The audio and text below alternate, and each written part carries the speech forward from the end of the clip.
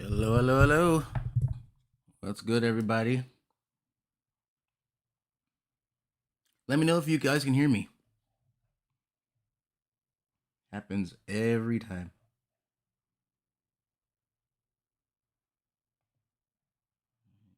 Bar. What I need is window capture. Yep. Go to that, please. Oh no, we want this one. Yo, what's good? What's good? See everybody trickling in. How you guys been?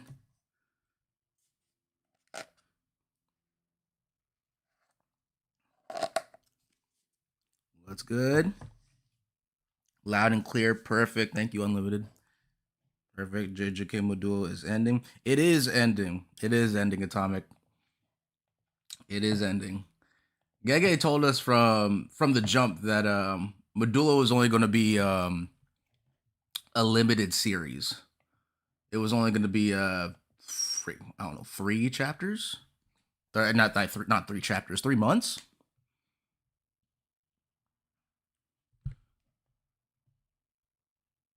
It was always going to end. Just didn't know how. And I do have some thoughts. And it's going to be another Gege special because it's already divisive. I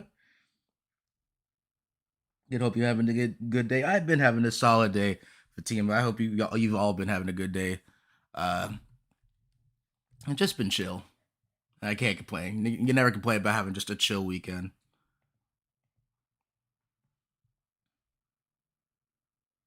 How long has it been? If you're talking about Modulo, I think it just started like a couple months ago. It was always going to be limited.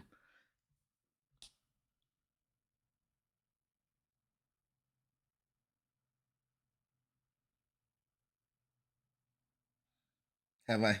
So, still, my brother, have you thought about what I suggested? Yeah, I thought about it. I thought about it. The issue is okay. So psychotic has suggested, hey, if I start doing like covering like HBO content, like Game of Thrones and stuff like that. And I mean, I would definitely do that. The problem is like I've seen YouTube snipe a bunch of channels, and like I don't really know how to navigate that. That's why I mainly stick with like manga and anime and stuff. I would love to. I'd love to because like Knights of the Seven Kingdoms is freaking gas right now. But I just I'm too scared about having my channel get sniped. Hope you do good in the snow situation stuff. I appreciate it. I'm good. I'm good. I'm nowhere where I live. I'm nowhere near the snow. All right. I hope everyone who is affected by the snow. I hope y'all are okay. I'm all set. I don't. Me and snow. It's very rare to see out where I'm from. I appreciate it though.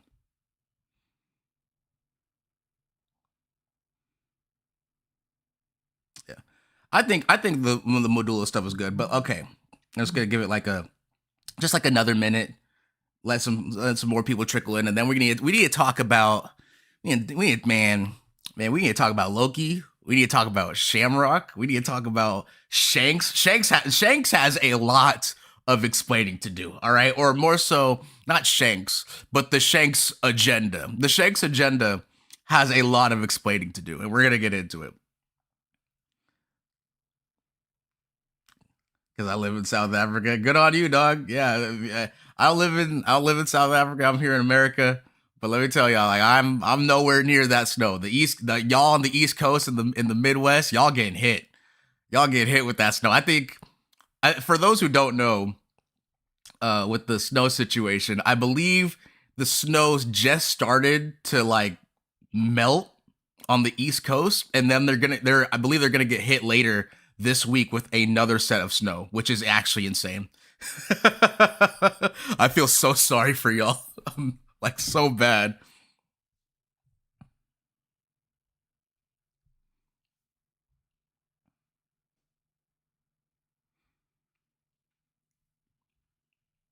All right.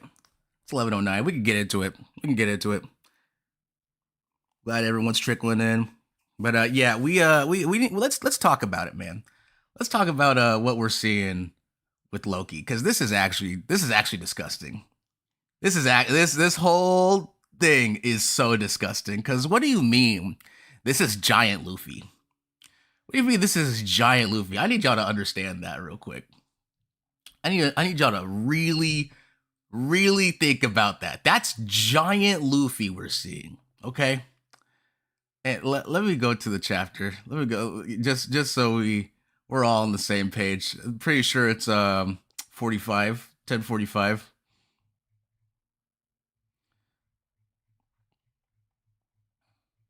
I need y'all to understand, all right?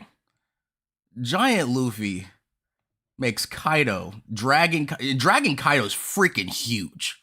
All right? Dragon Kaido is enormous. All right? And Giant Luffy takes that like the snake, because that's what he is. All right, he's just a giant flying snake, and he turns him into a jump rope. That is disgusting.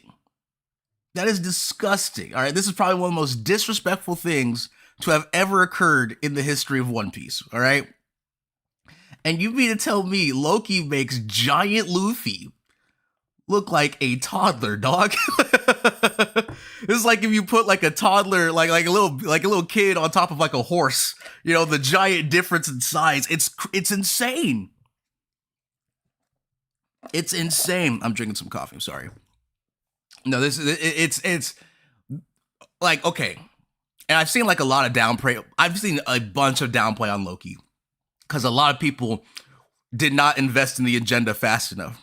And that's on them. That's on them. I invested quickly. Ever since I saw the redesign of Loki, going from that little chubby thing, that little chubby silhouette, to this fucking Giga Chad chain down dude, he had me. He had me from the start. Bruh, this is what I come into. Hey, Slightly. Yeah. Hey, I'm so happy Slightly's here. I'm so happy Slightly Indifferent is here, because let me tell you, man. Let me tell you, I've been talking to this dude for the past 2 weeks now. He already knows. He already knows what's coming. He already knows what's coming. Yeah, we're gassing the hell out of Loki, and we need to have some uncomfortable conversations about the world's strongest creature. You feel me? But yeah, we're gonna talk about Shanks. We're gonna talk about Kaido. We're gonna talk about Loki. We're gonna talk about Shamrock. We're for sure gonna talk about Shamrock, because man, oh my god, a lot of people have been making some crazy comments in that Loki versus Shamrock video I made just a couple of days ago, and I had to speak my piece, because like, what do you even do with this? All right, what do you even do against Loki? Like, people are saying he's top 10 of all time. He might be top 5 of all time, and I know that might be crazy gas, because like, we haven't really seen him in a legitimate one-on-one fight. Let me tell you something. The idea that Shanks defeated this man 1v1 is insane. I don't see it. I do not see how Shanks 1v1 Loki. If this is what we're seeing now, if this is dragon form, this is the biggest thing in One Piece that we have seen so far. This Loki dwarfs some islands. All right, Elbaf is the biggest island in the story by far. Loki's dragon form dwarfs islands, which is insane, considering that a lot of islands in One Piece carry like millions of people on it. So it's so nasty just for the size, right? Just for the size. And I know that I know people have been saying, just because he's so big doesn't make him strong. I've seen people reference Luffy versus Harujin back in Dressrosa. Like, Harujin's this big old giant, and then Luffy just one-tapped him, right? AP versus DC, all that jazz. Like, Shanks' AP is stronger than Loki's dragon form, is what people are essentially saying. Which is true, like the concept is true. Like, you can have better AP than like a giant. You can have a better AP than some characters. But the problem is that we've seen the Loki gas like in full display. Like, I haven't seen Oda glaze a character like this in like such a long time. This is like bigger than any glaze. This is approaching Shanks glaze. I don't think I'm crazy for saying that. I think this is approaching Shanks glaze. Should we take him to be the size of Zunisha? I mean, I think I don't even know anymore. I need to see the full size, like, because like these are the giants we're talking about, and like Luffy's giant form, like I think that's actually really crazy, is that these are the Elbaf giants, right? And Luffy's giant form makes them look small. They're all sitting on top of Luffy, right? Which is crazy. Which is already insane. So they're all sitting on top of Luffy, and they all look small in comparison to him in his giant form. And then you go and you take it's so crazy. So all these guys are ants. All these guys are actual ants. Like Loki's, like the spines on his back, they might actually be like the size of like mountains. Like no BS. It's actually stupid how big this guy is. It's really dumb. Like dumb in a good way. Like I'm enjoying it. I know some people have been critical on the design because like he kind of has like a cow like snout. I don't really care. I think this is fire. I think this is super fire, in my opinion. Yeah, Luffy dwarf the giants, Loki dwarf like Luffy. Yeah, exactly. This is actually disgusting. I don't even know how you do that. How do you make giant Luffy look like a tiny bit? You know, and again, giant Luffy is bigger than Kaido, or like relative to Kaido, right? Kaido is bigger than Luffy, just like he's longer than Luffy. How about that? Like he's longer than Luffy, but Luffy grew to the size where he can use him as a jump rope. All right. So in comparison to Loki, when I call Kaido a snake, I'm so serious. He's literally like a garden snake in comparison to the size of Loki. It's disgusting. I like his design. Yeah, I agree. I really do like his design. I feel like a lot of people were being really, really critical. Like I think his design is really fire. I've seen people say that it's cartoony, like it's cartoonish.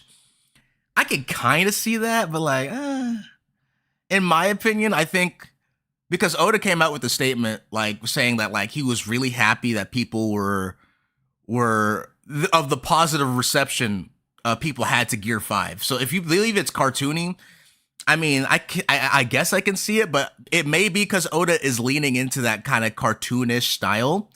But overall, I mean, like, I think this is like one of like the best reveals of a form, like in the entire story, like point blank period. Like this form is gas. This form is freaking gas. And then another thing is that like what I mentioned in my Shamrock versus Loki video, which is even more disgusting, is we have yet to see the hybrid form. We got one panel. This is all we're working with right now. We have one panel of this giant ass freaking dude, and it's like we haven't even got to the hybrid form yet. What if he's awakened? You know what I mean? Like, what if he also has an awakening? Oh my god. Okay, yeah, let's talk about it, because this is what I'm talking about. How do you? Okay, how do I put this? This isn't Shanks downplay. This is neither Kaido downplay. Okay. This is not either downplay for either character. Okay, I want to be. I have my biases against Kaido. I made a whole video about why I hate Shanks. Okay, so I'm just gonna let y'all know right now. My biases. It has nothing to do with what I'm about to say. Okay, but Kaido and Shanks, like it's not. We're not getting the same level right here, man. Everything about Loki screams that he is like just this OP ass like figure in the story. Everything about it. Everything. Like you go and you hype up Rox and Zebek. Like not Rox and Zebek, Rox and Harold. You go and hype up these two, right? Rock's this super duper larger than life pirate, goes around, he's beating people left and right, and all of a sudden he meets his equal in Harold, right? He meets his equal in Harold.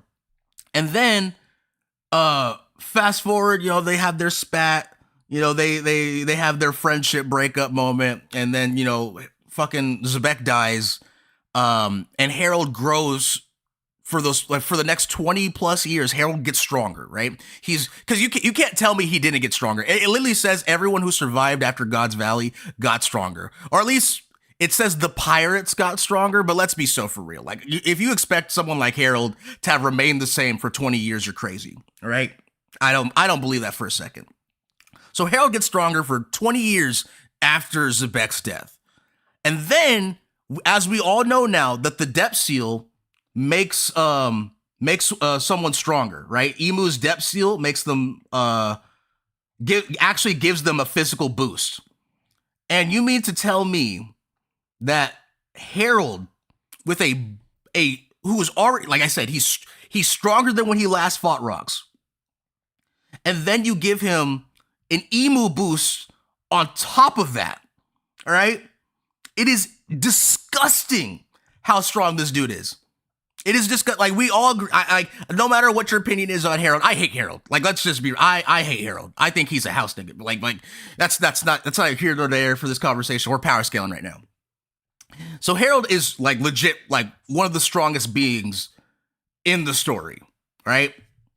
And this man is like, yo, Loki. He snaps back and forth for a second, right? He snaps out of it, and he's just telling his son, he's like, yo. The only person, let me find the panel. Real quick. Yeah. He's telling Loki straight up, he's like, yo, you are the only one to kill me, bro. You're the only one to do it. He's like, you need to eat the fruit. You're the only person capable on this whole island that can stop me. You need to eat that fruit. That's crazy gas for Loki, okay? Super duper crazy gas. And then we go to the next chapter. Loki, he eats the fruit. He becomes worthy to wield Ragnir. All right. And then he just low diffs Harold. I know a lot of people downplay what happened because I'm not going to deny it. We've talked about it before. Harold did snap back. He snapped back to normal in this moment, right? But people always want to ignore initially he didn't. Like, initially he did attack Loki. Again, Emu boosted 20 plus years stronger than last time he fought Rocks. This version of Harold struck Loki. He drew blood from Loki, and he got his ass beat. He got his shit rocked so bad. Harold came back. You know how crazy that is to punch someone so hard. Oh man, hey, thank you, Smankle. I appreciate that. Or Saman Kyle or Smankle, however you pronounce it. Thank you, man. You said Shanks 1.04 billion berries, Loki 2.6 billion berries. You mean to tell me Shanks' danger level grew higher than Loki? It gotta be capped. And that's what I'm saying. I agree. I think we don't have the full picture, right? I don't think we have the full picture because it gets to a point. Like Oda went out of his way to gas the hell out of Rocks, and in turn gas the hell out of Harold. All right. And then Loki is capable of killing Harold. Again, Harold co-signed it. Harold himself said Loki can do it. He said, yo, you eat the fruit, you got me. All right. He had that much faith in his son to take him out. So Loki goes and kills Harold, right? And you think that's the long and short of it. I'm not disagreeing. I'm not disagreeing with the fact that Harold, they came back. But initially he didn't. Initially he was trying to kill Loki. And then he got his shit rocked so bad that he snapped back out of it again. So, but then we get even crazier gas, right? This to me is the wildest gas. We all know how powerful Emu is. Point blank period. We all know Emu is a genuine demon, right? He's able to freaking eat 6 of the strongest characters in the series attacks all at once. No diff. All right. And Emu's own words, That was an exceedingly rare ancient giant warrior, given even greater power and an immortal body. That was nothing short of a monster. And thou sayest it was killed by whom? What is in Elbath? This is what I'm talking about. This to me is what I'm talking about. Emu is glazing a Loki. Emu he can't even comprehend how Loki beat Harold. He thought killing Harold was impossible. That's the biggest gas. That's the biggest gas you can ever give Harold. And that's why I mean, I don't think you can really look at Loki and you can't downplay him, all right? Like, it's one thing to compare him to like Shanks, Kaido, and like all the other top tiers that we know of, right? But when you look at this from Emu's perspective, this is crazy. Emu like, yo, the Gorosei are like, yo, we'll send a dispatch of knights right now. And he's like, yo, you send 80 knights down there, they're gonna die. Emu is glazing the fuck out of Loki right now. And that's what I mean. I think we don't have the bigger picture. I don't think we have the bigger picture. I think there's genuine reason to believe that something happened between Shanks and Loki, and I think like Shanks might have done something underhanded to get Loki chained down. I think that's what happened. All right. And again, it's not to downplay Shanks. We all know Shanks is fucking strong. That's not the point of this conversation. The point is that I don't really understand how Oda can go and be like, yeah, man, Loki is this OP ass character, right? He's this super duper god tier OP character that Emu himself is like freaking shitting bricks about, right?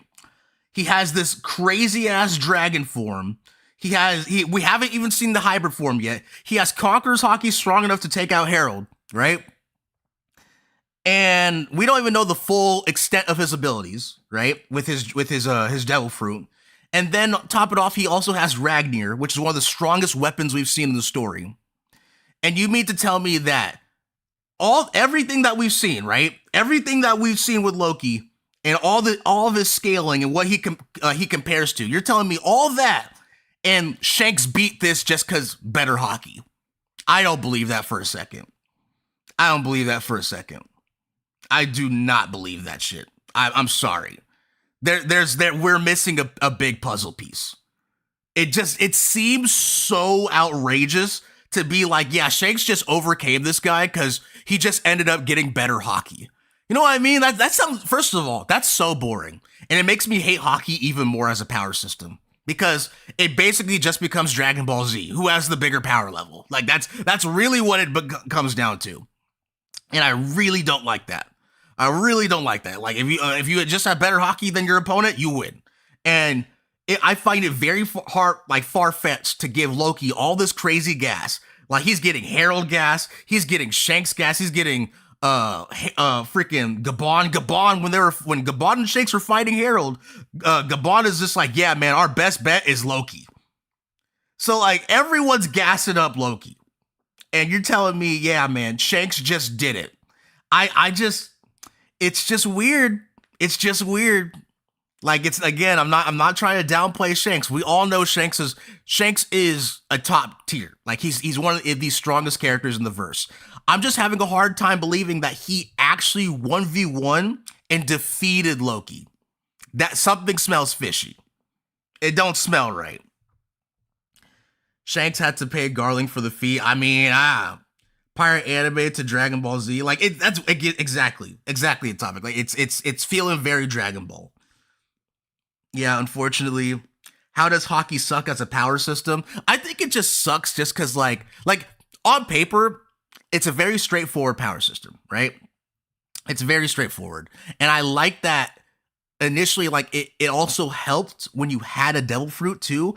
Then you can use your hockey to like augment your abilities and like make them stronger. Like, we see that, like, I think one of the best examples is Gear 4 Luffy when we first got introduced to Bound Man.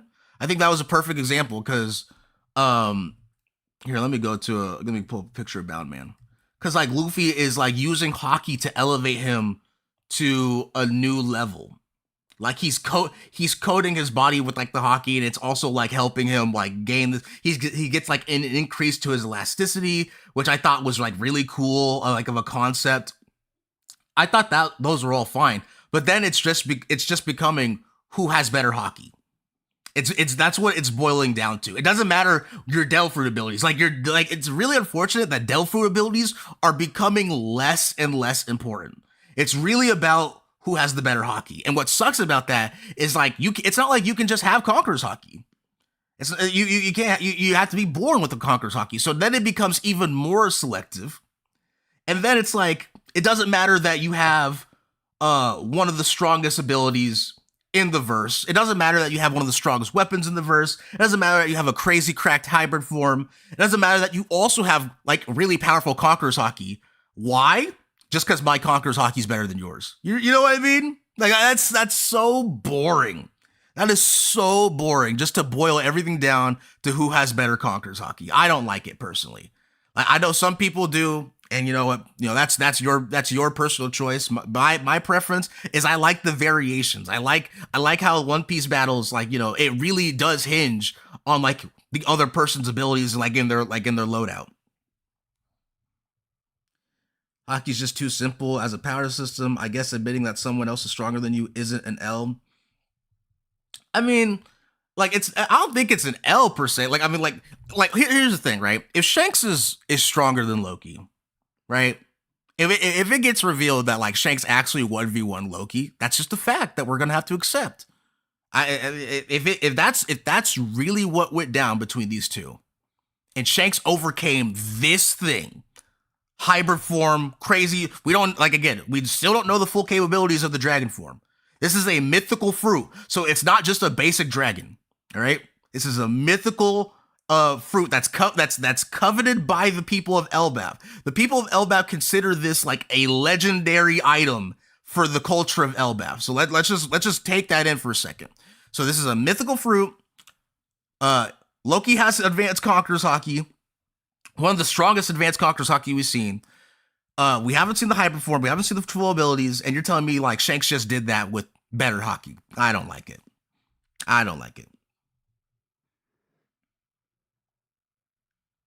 Yeah, I mean, you're right. Yeah, exactly. Like you're right, indifferent. You're exactly right. Oda gassed that fruit. Oda literally he used rocks. Let's go to that chapter. Actually, that's a great point. Indifferent. It's a great point. I think it's 60. No, it's 50. I want to say 57. 1157. Blah, blah, blah. Blah, blah, blah. Okay, maybe it's the previous chapter because Hachinosu's already been created. Yeah, it's the previous chapter. It's 56. So we go to 1156 real quick, right? And here it is. Rocks himself. Oda uses rocks to hype up the fruit. Oda uses rocks to hype up Loki's fruit. He says to sum it all up, there is 2 Del fruits out there that I want. One of them is most likely found on Elbaf, and its power will only be truly unlocked if Herald eats it. So this is Loki's fruit. This is Loki's fruit that he's referring to. Rocks, that's what I'm talking about. Rocks, bigger, larger-than-life character. Everyone glazes him. Everyone loves him. Everyone respects Rox's power. All right, and Rox himself is like, if Herald eats the fruit, we are about to see a masterclass. You know what I mean? You know what I mean? Like this is the glaze that I'm talking about. Everyone is glazing the hell out of this fruit, and Loki eats it. Like Rock says, Herald needs to eat the fruit. Herald says Loki needs to eat the fruit.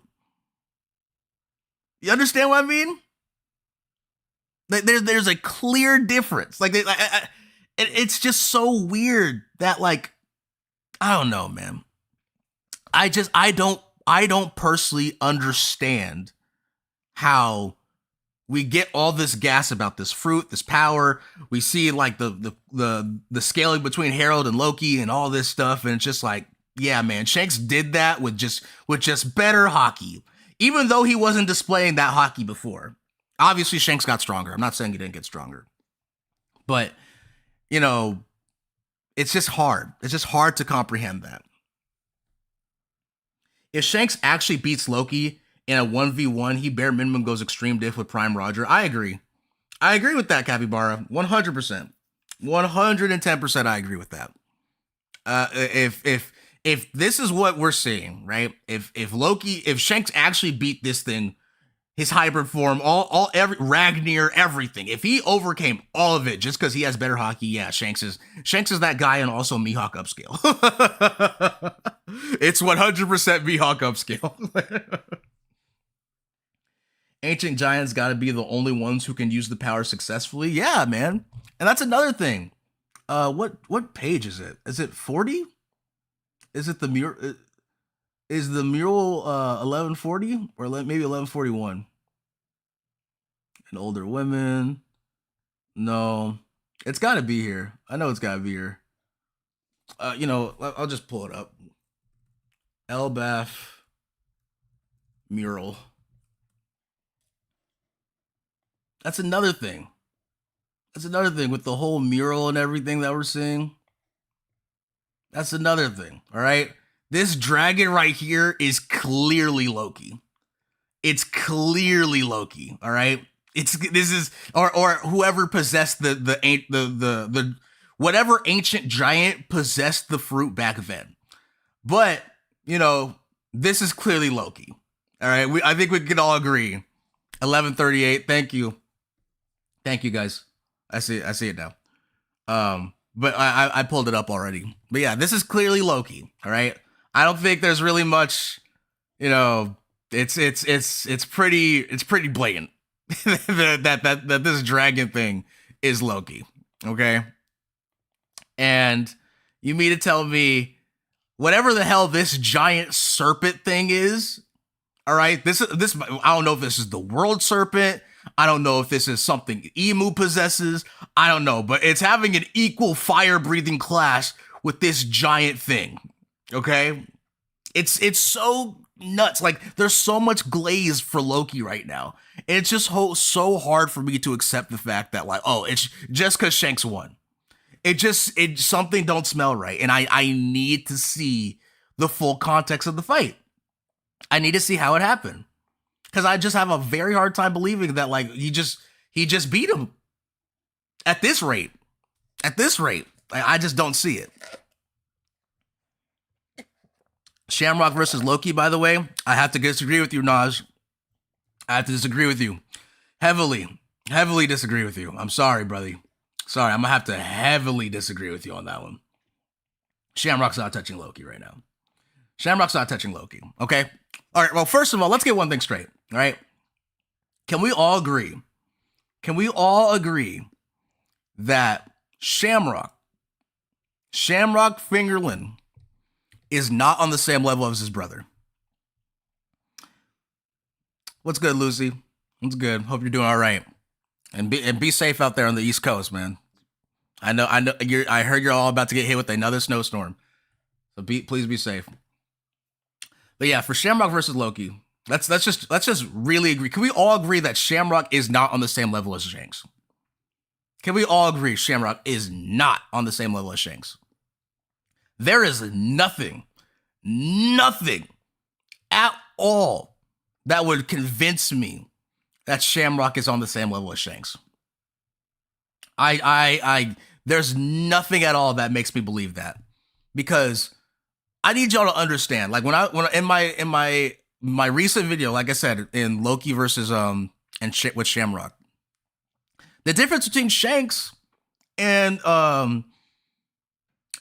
Shamrock is that we really have to remember who trained Shamrock. It was Garling. Garling trained Shamrock. There's nothing. There is oh my God. I fucking hate Garling, man. I despise this whole family. But like I hate all the fingerlings. I hate all of them. But like really, like let's really talk about it. Garling, guys. Garling trained Shamrock. This isn't a Roger, all right? This isn't a Zabek. This isn't a Whitebeard. This is Garling. Garling. Like, no. No.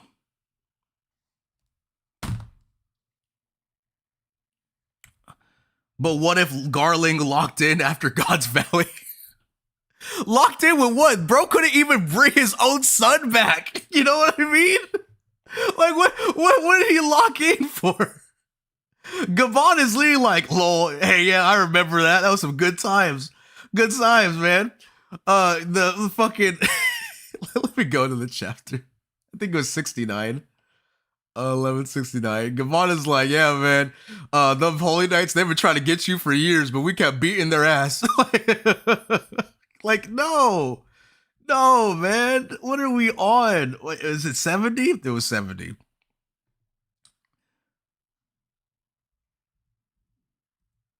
Yeah, man, right here. This is the funniest panel, man. So like they have been trying to get Shanks backs for years. They always pulled up on the Roger Pirates and they always got their ass beat. They were never successful. Ever. And you know, you could argue that maybe Garling wasn't here. I find that hard to imagine. I'm gonna be so real. I find it very hard to imagine that Garling was not on this ship. Just because, like, that's his son. Like, and also, he says that they did this, Gabon says that they did this several times. Several times, okay? So, let's just break this down real quick, right? You could argue at one point Garling wasn't there, right? You could argue at one point Garling wasn't there, but several times, you keep sending fodder out over and over again for the same result. You know what that is? That's like what we call that? The definition of insanity. They keep failing over and over and over again, and they're not retrieving your son. At some point, you got to go do it yourself. All right? Gabon says it several times. They came after us to try to get Shanks back. And every time they did, they got their ass whooped. There's no. So again, Garling. Garling is the one who trained Shamrock. Okay? Shanks was surrounded by 3 conquerors, minimum. 3 conquerors growing up. He was with Gabon, Rayleigh, and Roger. Okay? Let's really talk about it. Like, no. Shanks was surrounded, like I said in my video, he was surrounded by real niggas. Like, he was surrounded his whole life by real niggas. Like, he grew up around the best of the best. What makes you think? What makes you think? All right, like we got Gabon, Rayleigh, Roger, and there's Shanks right there. Like, what are we talking about, man? What are we talking about? No, this isn't the same situation. This is not the same. No.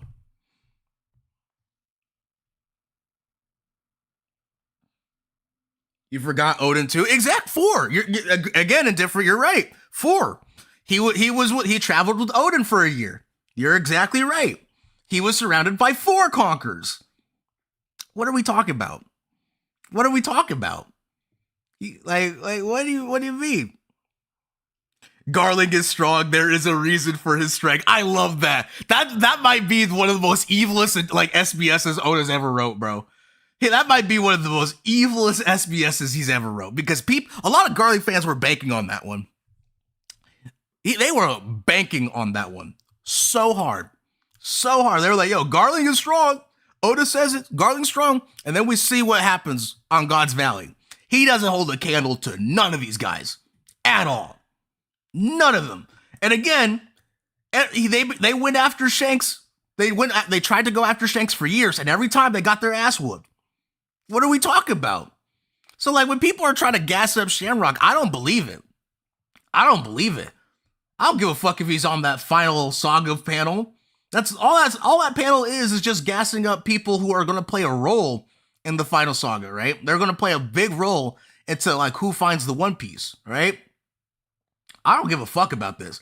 Like you people try to use this for strength scaling all the time. It doesn't work. All right? It doesn't work at all. Buggy is right there, guys. Buggy and Kobe and Sabo are all right there. All right. All right. Like, and first of all, none of these guys are relative to Emu. Can we all agree on that? None of these guys in this final saga panel is touching Emu. All right. Dragon's not doing it alone. Dragon is not 1v1ing Emu. Akainu isn't. Shanks isn't. Luffy's not right now. Blackbeard's not. Possibly also right now. We'll see how that goes. Akainu, Garling, they're not doing it. Especially Garling. Garling gets his power from Emu. Like, what are we talking about? What do we mean? We know that the seals make them stronger. All right. Garling had the seal on God's Valley. He had the depth seal. He got a boost in his strength and he got his ass beat. Like, why are we trying to do this? Shamrock has a tier 3 contract though? No, he doesn't. He doesn't have one. Shamrock doesn't, because the Abyss seal is meant for the Gurusei. The Abyss seal is meant for the Gurusei. So he just has the let me go to the, I think it's 24 or 23.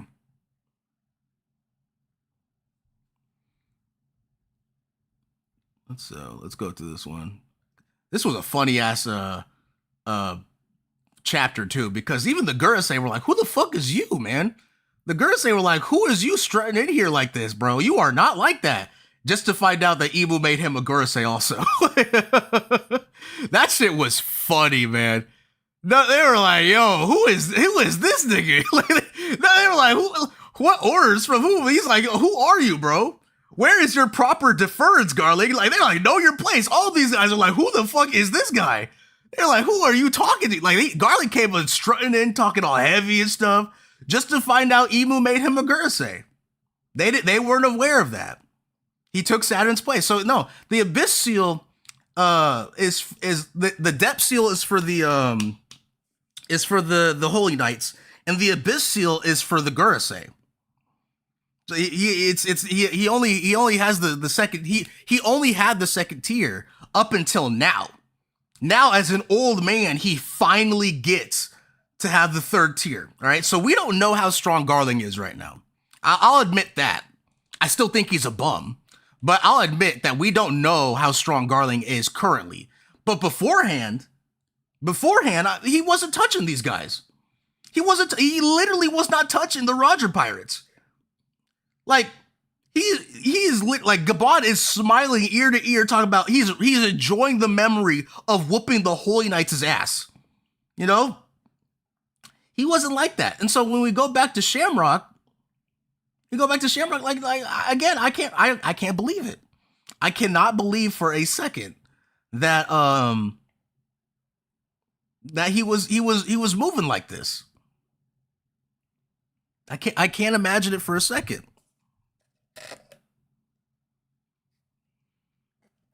Can you prove that the tier 3s are exclusive to the Gurusei? Let's go to the chapter. Can you prove? Well, respectfully, Naj, and I don't say this in a mean way. We're having a conversation. Can you prove that Shamrock has a tier 3? Respectfully. Can you prove that?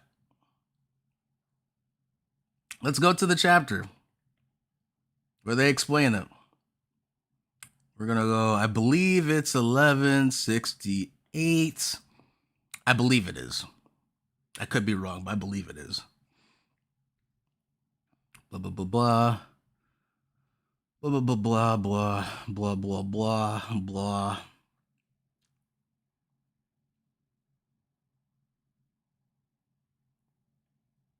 Now you will be known.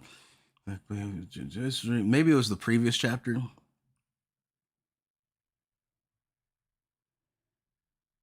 Maybe it was the previous chapter. Maybe it was 1167.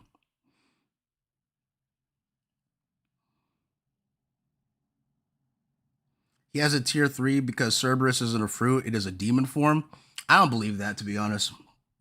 So they go and say the covenant has 3 stages. The shallow covenant is but a mere trace of a bond, but the depths covenant and the abyssal covenant are reserved for only 13 exclusive individuals who can enter into a contract with the true God. What is the God that you speak of? So, if the day should come that you are made a proper knight, then you will know the truth in the depths of the world. All right. So 13 individuals, right, can get the depth and the abyssal. So I'm assuming the 5 people who have the abyssal seal are the Gurusei. Also, I don't really understand. Okay, here's another thing, right? Here's another thing. When we get introduced to Garling, Garling is introduced as the supreme commander of the Holy Knights. And when we get introduced to Shamrock, Shamrock is introduced as the commander of the Holy Knights. All right? I find it incredibly hard to believe that this whole time, Garling finally gets his version. Because we can all agree that Garling has the 3rd seal. We can all agree he has the Abyss seal. Now, as a Gurusei, we can all believe that, right? I don't think there's any argument to be made. But the idea that Shamrock just has it, he got it before his dad did, I find it very hard. Especially because I think we can also all agree that the Gurusei have the Abyss contract. Right? Why would Shamrock, out of all the characters, why would Shamrock have the same seal as the other Gurusei? That just doesn't make any sense narratively, in my opinion.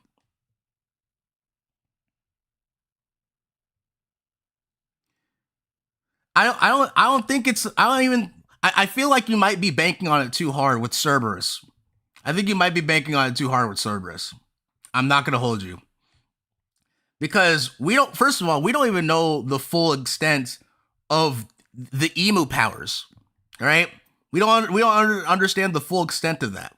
We don't know what exactly emu can do, because we already see that like some of the Gurusei are able to open up void, like the voids teleporting like magic seals and stuff like that, the rituals and stuff. We don't know that.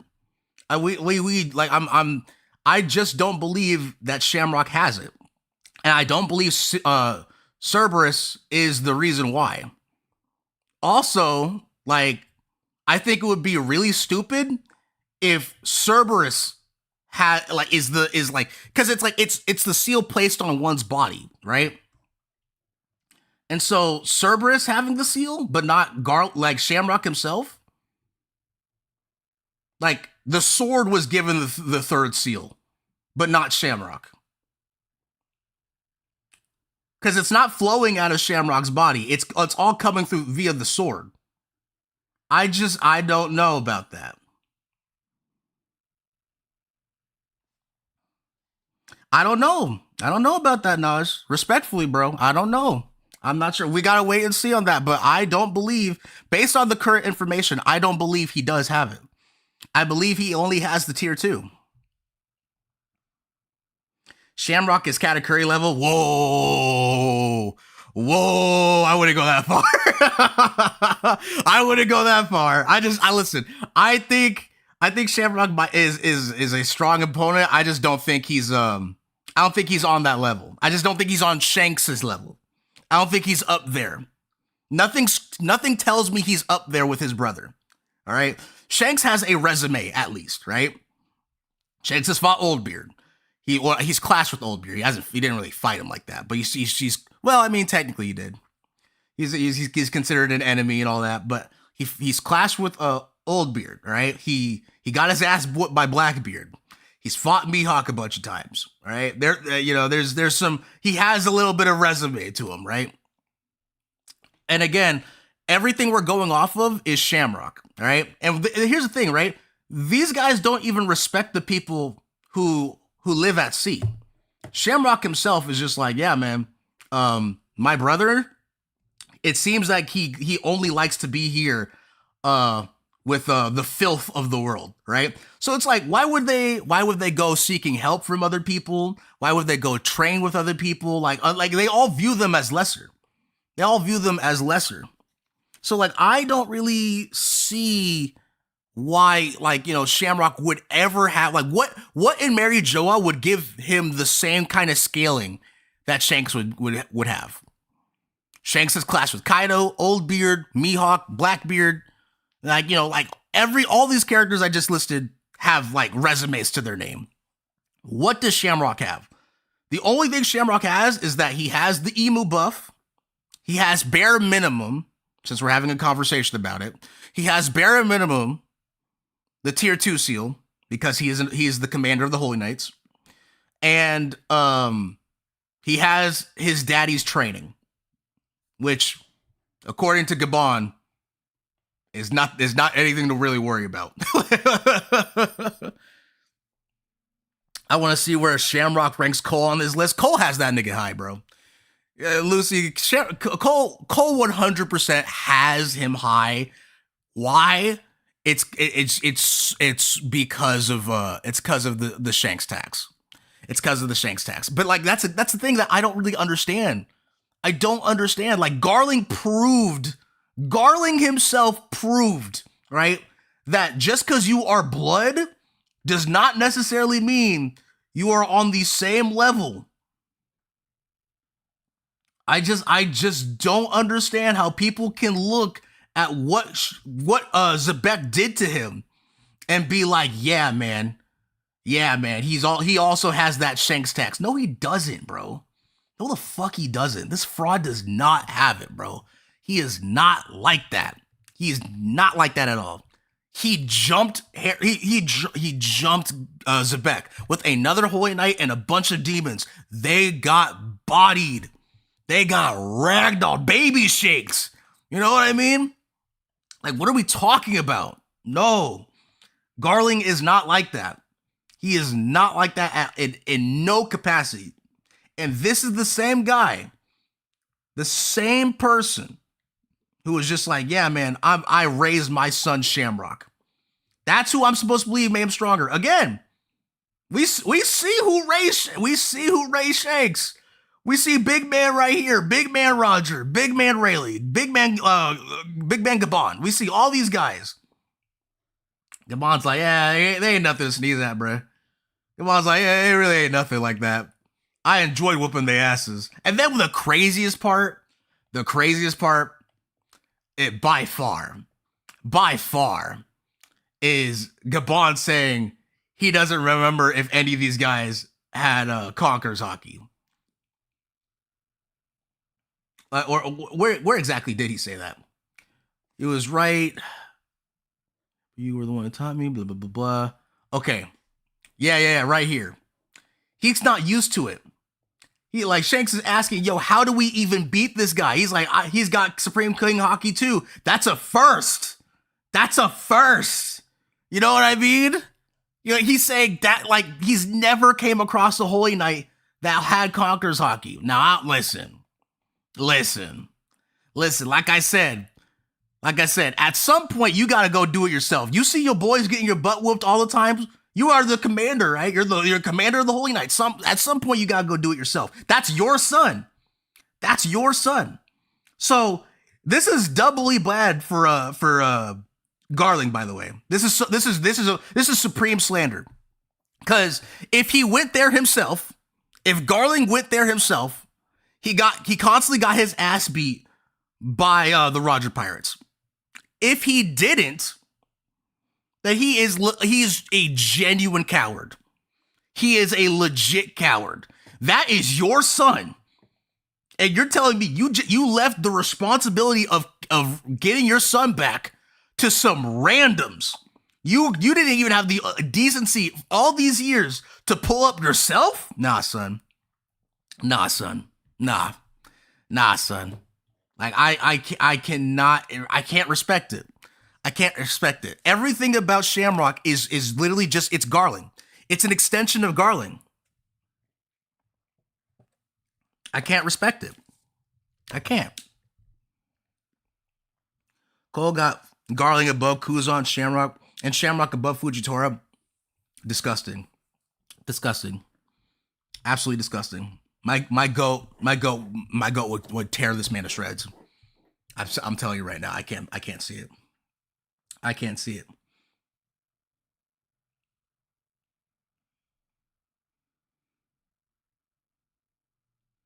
Cole said Katakuri beats Kizaru. It's not surprising, bro.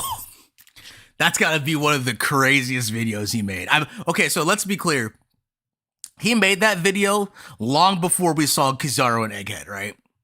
He made that video long before Kizaru and Egghead. So but I still think that's one of the craziest videos ever, man. Like just the idea of Katakuri fighting Kizaru. That's a bloodbath. But like I said in my Kizaru versus Blackbeard video, for most characters who fight Kizaru and those clones, that's death. That's death for most characters in the verse. Majority of characters are not dealing with Kizaru versus and his clones like that. Like a serious Kizaru jumping you with a bunch of other light clones, you're gone. You're gone. Nah. Yeah, he said Virgo equals old Garp. Man, see, that's what really started making me not like. I used to watch Cole's channel like a lot. That's what made me like low-key stop watching him. Like, no disrespect to him, you know. I'm not no real genuine shade, but like at some point you just gotta look at things and be like, you are so disingenuous. Because how are you gonna come look me dead in the eye and be like, yeah, man, old Garp isn't really like that. Old Garp is totally not like that. Like, where is it? Was it 57? I'm pretty sure it was 57.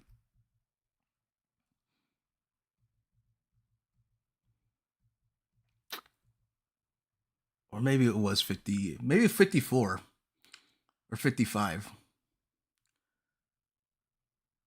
We got the Kuja Pirates and stuff. Nope. Next one, 56 then.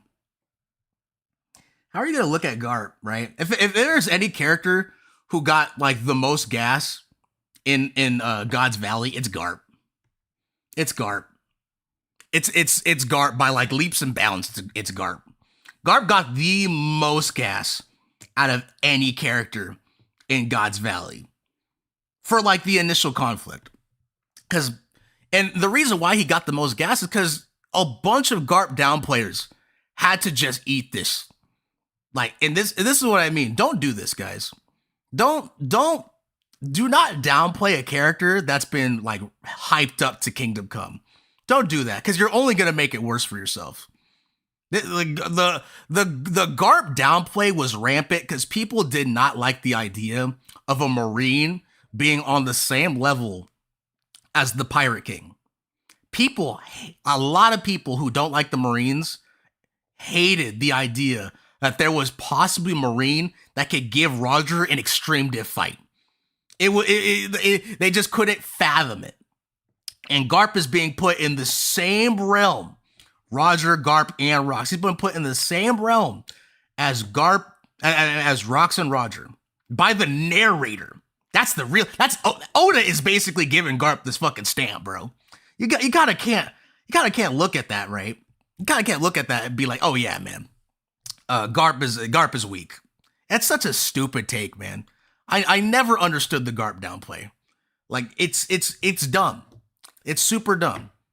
So again, you know, if a character is constantly being hyped up in the story, constantly being compared to another character in the story, you know what I mean? You know what I'm getting at with this? If a character is constantly being compared to another hyped up character, you know what I mean?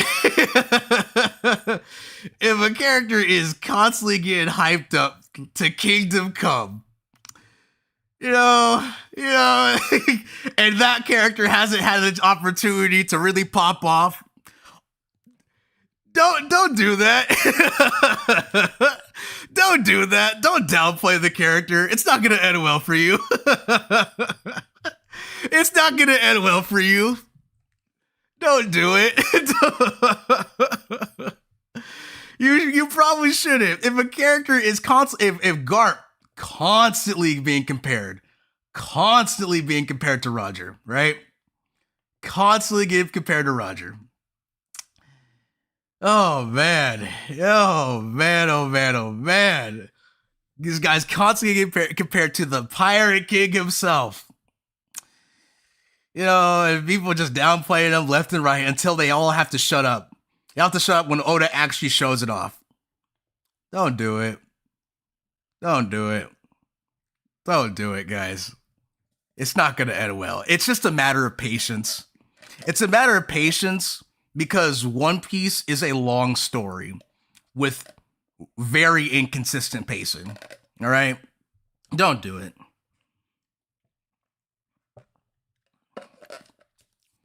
If Oda keeps comparing Garp to Roger, I have no reason to believe why Garp wouldn't be on that level. Garp doing this to Roger is completely acceptable because Roger and Garp have been compared to each other constantly. Roger himself is like, yeah, man, me and Garp almost killed each other several times in the past. At that point, it's an open and shut case, but people wanted to... Cole and a bunch of other people wanted to be like, oh, well, you know, Smoker almost killed Luffy. And, you know, back in the day, they're not on the same level. You know, it's disingenuous. It's disingenuous. If the author himself keeps comparing two characters together, don't do it. Don't do it. It's best to just believe the author, you know. And don't worry about other agenda. Don't worry about what the other YouTubers are saying. Just take what the author is showing you at face value. I'm just gonna leave it at that. It's so stupid. I think Oda is washed. I think Oda is one of the best mangaka, but the thing is that he does things that that do deserve some lashings. Sometimes Oda's just like he just writes bad, like, or not writes bad, but sometimes he can be inconsistent or he does something very questionable in the story, and it's just like I'm not. And when people are on the timeline roasting Oda, chances are it's fair. Chances are it's fair because he's done some bullshit with his writing before that some people don't really like agree with, and I mean it's not really hate, but it's just like, you know, it just is what it is. Just is what it is. He just keeps doing shit. Yeah, okay, that's crazy to me. Yeah, I agree with that. Cole putting Shanks over Emu to this day is one of the stupidest agendas ever. It is one of the stupidest agendas ever. Because how do you stop this? How do you stop this? You're telling me Shanks is low diffing everyone in this picture? Let's just be honest. You think I don't care how much Oda glazes Shanks. Do you honestly think Shanks is low diffing every single character in this panel? Come on now. Come on now. Shanks over Emu has to be the stupidest agenda I've ever heard in my life. It's the stupidest agenda ever. You stop it with agenda. Listen.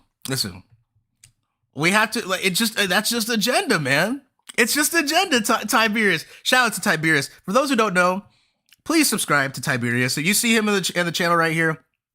Tiberius has made me some fantastic thumbnails for my videos, and he's still making some for me as we speak. So I just want special shout out to Tiberius. Subscribe to him. He also has a podcast talking about Kagurabachi and stuff like you. I give him the cosign. This guy's awesome. The podcast is the Hishaku Hideout. But yeah, this guy's awesome. I'm glazing him. He's great. He's kind. You should definitely give him a sub. Emu would bully every Yonko crew. They would. I feel like the anime kind of saved it a little bit. But the reasoning behind it is even worse. Cole said that because of feats, he has Shanks over Emu because Kaido still debatably has better feats than Shanks to this day. That's so okay. And that's where narrative and feats versus feats come into play. Okay. That's where narrative versus feats come into play. The idea of putting Shanks over Emu because Shanks has better feats is one of the most stupidest takes ever. Like at that point, because this was in the past, right? This was before this chapter dropped, by the way. At that point, obviously Shanks had better feats because I mean, we see his advanced conquerors hockey, we see him one shot kid, blah blah blah blah blah blah blah blah. But the narrative significance of Emu trounces Shanks in every way, shape, and form. Every way, shape, and form. You're telling me that, when Vegapunk's message, he's like, yeah, there was a world war that broke out between Joy Boy and like the world government back in the day, aka Joy Boy versus Emu, was a world war. And the One Piece world is fucking massive. It is massive. And I believe Vegapunk said in his message that there is still scars of that war to this day that have been found, right? So it's just stupid. It's so stupid to ever have Shanks be in a conversation where he can defeat Emu. It's ridiculous. I didn't know Cole was that bad. See, here's the thing, right? Cole has been around for years. Cole has been around the block for years. He has talked about Naruto, Toriko, Black Clover, like One Piece. He's talked about a lot of anime and manga. All right. He's grown. He's been around the block for ages. So he's got some, he's built up his channel and stuff. But when it comes to One Piece, right? He is no different than you or me. Okay. We all have agendas we push for. Okay. We all have, everyone in this chat, everyone who watches this video, everybody has agendas that they push for. Point blank, period. Okay. And Cole pushes for his agendas. He has a very strong Shanks agenda. He has an anti-Mihawk agenda. He has an anti-Admiral agenda. He has a strong Yonko agenda. All right. He does not fuck with Garp. He glazes Katakuri. He does everything in his power for he's on when it comes to Sanji versus Zoro. He's on the Sanji side. Like he has these like agendas, like you or me. And I'm not saying his like all of his agendas are bad or stuff like that. That's not the point. But the thing is, we all push for something, all right? And it gets to a point where you're pushing for something, right? Versus what the story is blatantly telling you, right? Now, some things can happen just based off of the fact that we haven't seen it yet. Like I said, One Piece is a very slow story with very inconsistent pacing. So it's going to take a while before we reach certain moments, right? But when those moments actually appear to us, come on now. You're gonna tell me Shanks is low differing every single character in this panel. You want to argue for fucking God Valley Big Mom and Kaido? Sure, brother. Sure. Whitebeard, Garp, Rocks, Roger? Come on now. Stop playing with me. Also, my computer is at 19%. I'm just gonna run and grab my my charger real quick. Give me 1 second, guys. Be right back.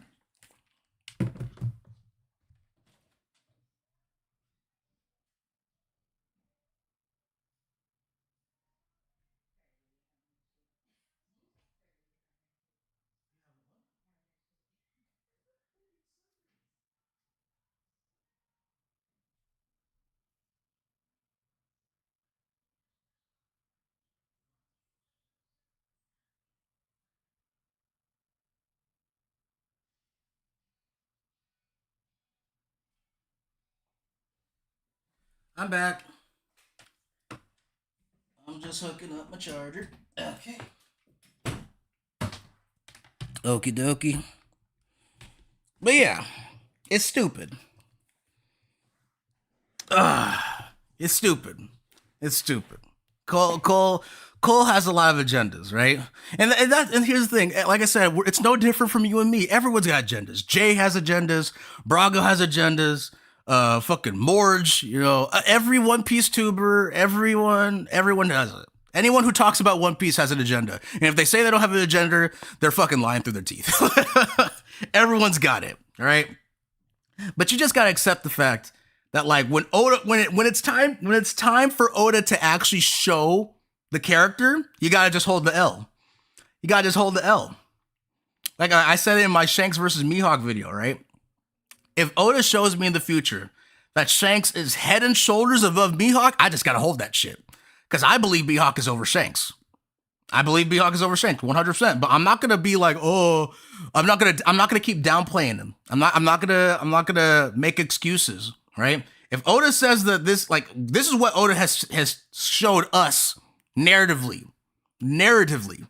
But when it's time for Mihawk to pop off, and it's not over Shanks, we just gotta accept the facts, right? We gotta accept what's being shown to us. But narratively speaking, Mihawk is over Shanks, and narratively speaking, Garp and Roger have always been equals with each other. Narratively speaking, they have always been equals. Always. That is just a fact. Like the whole thing between Roger and Garp versus Demon Zebek. Come on now. This shut every Garp down player down. Hard. This was powerful. Like to anyone who really reps Garp. Like Garp is their favorite character. You were doing backflips. Because people have been downplaying Garp for ages, all right? People are saying he's not like that. He's never been comparable to Roger. That, like, you know, if Roger and him had a 1v1, I've seen people say before these chapters dropped, people legit said Roger would mid or low diff Garp. Prime Roger would mid or low diff Garp. And I'm so happy that these chapters came out because that shut that shit down. It shut that shit down. That's what I mean. Like, but the thing with Cole is like he still kind of downplays him. He still downplays Garp. He sees this. He saw everything that Garp and Roger were doing to Zebek. It was like, yeah, man, Garp. He's like within the top 10 in this era. He's within the top 10. He's being vague. He literally said he's within the top 10. I was like, nah, bro. Garp is like, you know, he's top 3. He's in a three-way tie between Roger and Zebek in this era. Point blank period. The narrator even said it. The narrator said that these guys are in a three-way tie with each other. All right. There's no point in comparing these three together if they're not all on the same level. All right. If they're not all within the same ballpark in each other. You want to say that Zebek is 100? Fine. Roger and Garp are 99. You know, if that's how we want to play it, there's nothing at all that lets me know that Roger, Garp, and Rox were not. We're not all on the same level with each other. Come on now, come on.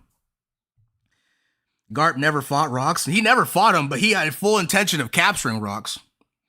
I you know what? I see what you're talking about. I see what you're talking about now. Sorry. I misinterpreted. I just read it for point blank. I see what you mean. I see what you mean now. That Zebek swordsmanship panel was mute. Oh, the swordsmanship. Oh my God. Man, oh man. See, we can get into that another time.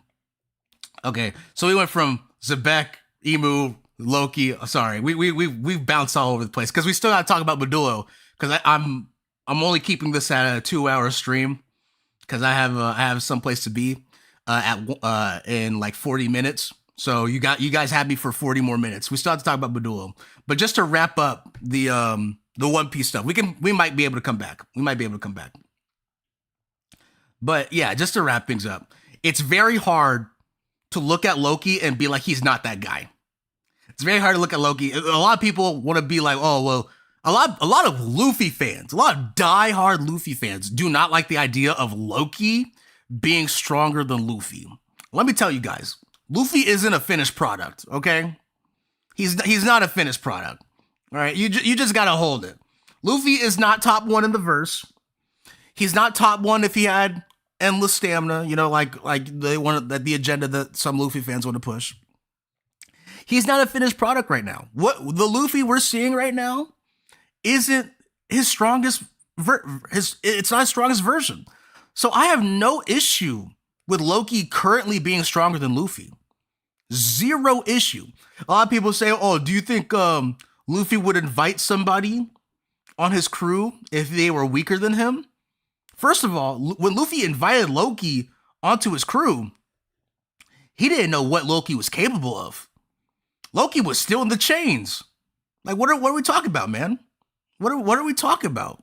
Like, stop. That should make no sense. So, like, I think at this point, I think Loki is stronger than Luffy currently in Elbaf. Depending how the climax of Elbaf goes, because I think Luffy is going to leave Elbaf stronger than what he is right now. I believe that. I 100% believe Luffy is going to come back. Like, he's going to leave this island much stronger than when he entered it. But whether he's stronger than Loki at that point, I don't know. I'm not certain. I'm not, given all the gas that we currently have, I'm not certain. Yeah, Aokiji underrated as fuck. He is. We're glazing Kuzan. Yes, we are. Yes, we are. We'll always glaze Kuzan on this channel. Always. Luffy said that he could take him, but again, Luffy doesn't know he didn't know the full capabilities. We gotta really remember, Loki was in Sea Prism cuffs. The biggest Sea Prism cuffs we've ever seen, chained down, right? You know, I'm just saying, I don't know. Again, we don't even know the hybrid form yet. You know, we haven't seen the hybrid form yet. I just don't see Luffy being stronger than Loki at this moment. Depending on how Elbaf wraps up, he might be stronger than Loki after that, because I think he's going to get stronger, but I don't think he's stronger than him right now. Kuz on the go. Aokiji versus Kaido. Listen, man. All right. Before we jump into Modulo, I'm gonna speak my piece. I said it once on the channel. I'll say it a billion times because I fucking love Aokiji, bro. I love Kuzan. That's my dog, bro. That's my dog. Before we go to Modulo, I just want to say again, what kind of armament hockey is this, bro? What armament hockey has ever done this? Like, what armament hockey has ever done this? You feel me? What armament hockey has ever done this? I'm just saying. What armament hockey has ever done this? All right. And then Garp literally throws away Kuzan. Right? He throws him away. He fully accepts Kuzan as an enemy. Right? He's not trying to get him back in the uniform like when he first appeared on the island. They are boxing the shit out of each other. They are punching each other with full force. Garp is using Conqueror's Hockey. All right? He is using Conqueror's Hockey. I've seen so many people try to say this is only armament hockey. What armament hockey has ever caused this explosion before? Stop it. And a lot of people want to be like, oh, well, Kuzan's Vivre card said he wasn't a Conqueror. I need you guys to truly understand. I'm being so serious. I don't want to sound like a pretentious person when I say this. Garp's original Vivre card said he wasn't a Conqueror. It said Sengoku was, but it said Garp wasn't. Right? It's revealed at Oda's discretion. All right? Garp, since we first saw him back in Enya's lobby, has always been a Conqueror. Okay? That is a fact. He has always been a Conqueror. But the reveal of the information is at Oda's discretion. It is always at Oda's discretion. That's the thing people they it's always a disingenuous argument. Super duper disingenuous argument. Really love your videos. Love you from Norway. Hey man, I appreciate that. Thank you, Ogboy. I appreciate that. For real. I try my best with my videos, man. Like, it's just, it's just a grind. I just felt like I wanted to speak on One Piece and other stuff. So yeah, like I appreciate that. Thank you.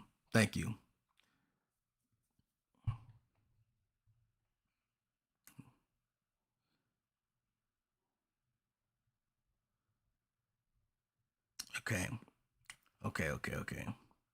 But now let's talk about Modulo, man. Let's talk about Modulo because I have thoughts. I promised Modulo we're gonna talk about Modulo. I have thoughts on JJK right now, and they're not necessarily bad, but we just gotta talk real quick. We gotta talk about Modulo because I wasn't able to stream last week, so I thought just to give a quick breakdown. I thought the whole conversation between Maru and Yuji was good. I thought Yuji beating the brakes off of Mahito was spectacular. Beat the dog shit out of him. No diffed him. Hands still in his pockets. This is probably one of the best panels in all of JJK. This is so badass to me. So clean. All right. Hands still in his pockets. That's crazy disrespect, man. And what's crazy is Yuji has some of the best hands in the verse. He didn't even give him the grace of throwing a punch. Yuji, we gotta glaze some. We gotta give Yuji some glaze, some proper glaze. All right, that was gas. That was super duper gas. Super duper fun. Freaking bullied him, bro. Told him, man, were you always this weak? This is crazy disrespect. Because again, due to the nature of Mahito and his powers, Mahito is still a special grade curse. He's still a special grade curse. And if you remember the hierarchy of the of Jujutsu Kaisen, like when it's more political with because it's all based on Jujutsu High and stuff like that. But a special grade curse is gonna always be able to be is more likely to be a grade 1 or a semi-grade 1, and then you need a special grade sorcerer to deal with a special grade curse. So no matter what, Mahito is still a threat to the verse. He's still a powerful character. And just due to the nature of his powers, there is a select few characters who can even actually hurt him, okay? But Yuji's just one of those characters. He's one of those characters since their introduction has always been able to hurt Mahito. And the fact that he just bullied this man, dogged him, Yeah, I gotta give Yuji some glaze here. He was cooking, super duper cooking. Loved it. Loved every second of that. That was great. But now we're going into the ending of Modulo, and I have thoughts. All right, I saw a little bit of spoilers before this chapter, and thankfully I read it all this morning. And I initially, when I saw kind of like spoilers, I was feeling a certain way. I don't necessarily have an issue with the way Gege is doing it.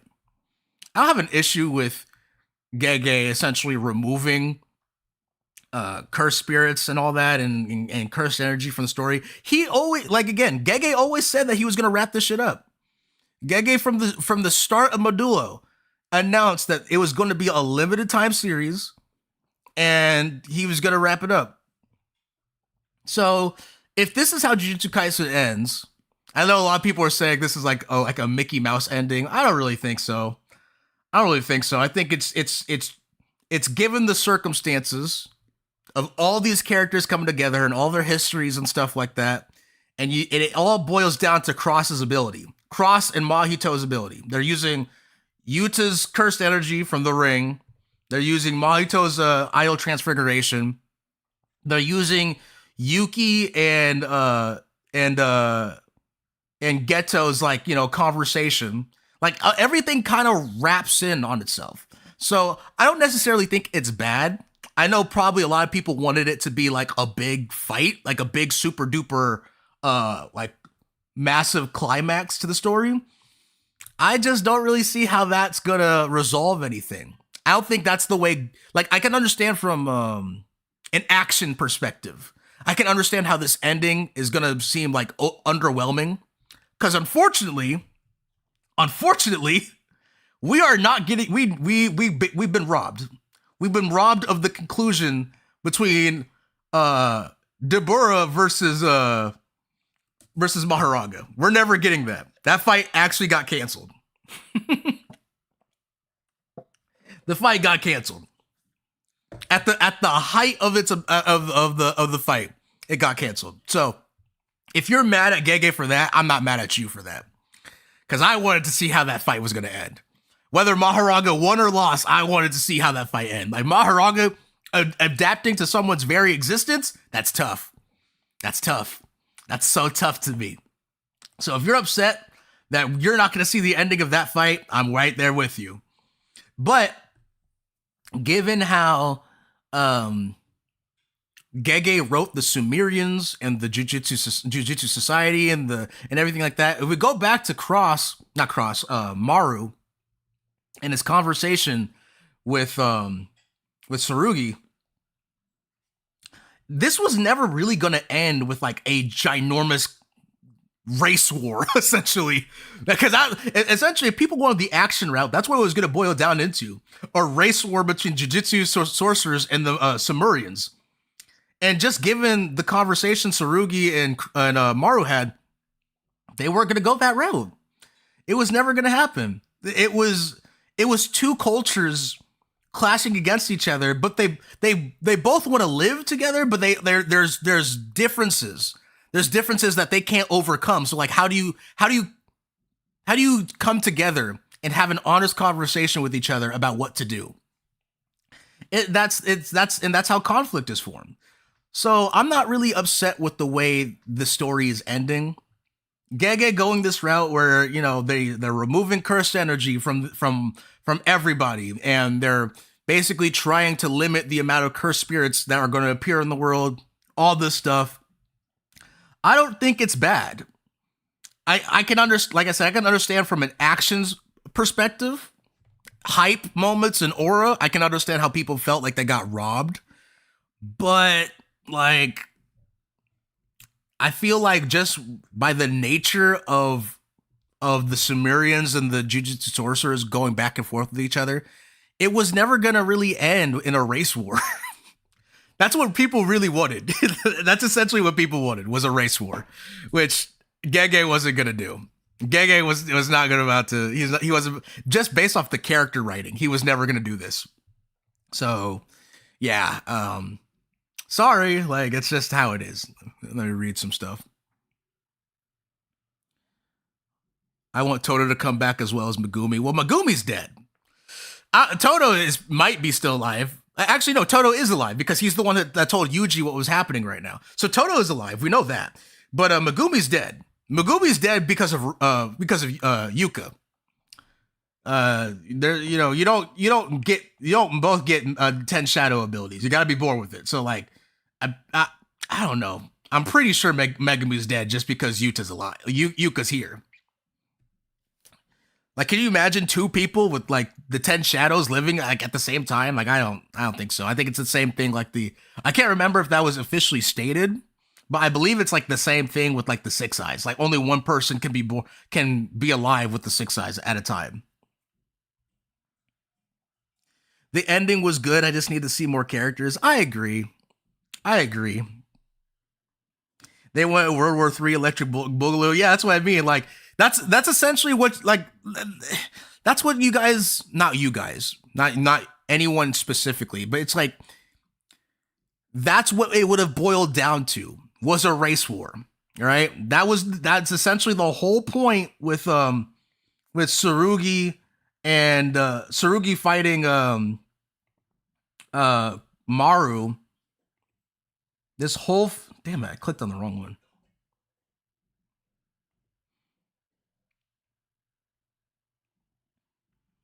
This is like the proxy war with with the characters. It was the proxy war per se. These two characters have unresolved differences. Or not unresolved differences. What's the word? What's the word I'm trying to think of? I can't think right now. Dang it. I can't think of the word. But they have two different ideologies that they're standing on business, okay? Tsurugi's standing on business, Maru standing on business. And that's how it is. You know, when two ideologies clash with each other, they're gonna go and they're gonna clash. And I just if how do I put it, God, essentially this was the war itself, because that's all it would have been. The Jujutsu Society could not resolve themselves with the Sumerians because of their demands, and the Sumerians couldn't resolve themselves with Jujutsu Society because they believed that they were killing the cursed spirits, or the Kalins, or whatever the fuck, you know. There was a clash between cultures, and they literally say that to each other. They're just like, oh yeah, the Sumerians, they gave an order that we can't really we can't abide by. We have to fight these guys. Like there's no resolving it. So people just essentially asking for a race war. It was never going to happen. Sorry. I think like I said, I think if you want to say it's a little anticlimactic of an ending, I'm not mad at you for that. Not mad at you at all for that. But yeah, it's this probably was the only way that he could end it and wrap everything up. I don't really see how else is it gonna go, because we have Yuji, right? Yuji is here. He's gonna spend the next 300 years of his life taking out like the curses around the world. That's it. And he's basically gonna keep suppressing curses until there's no more curses for the next 300 years. There's no more need for Jujutsu sorcerers. There's no more need for Jujutsu Society. All that has been resolved. The story's ending. I don't really see how else like the story continues, unless there's some drawback about this what they're doing essentially right now. I don't know. Let me read.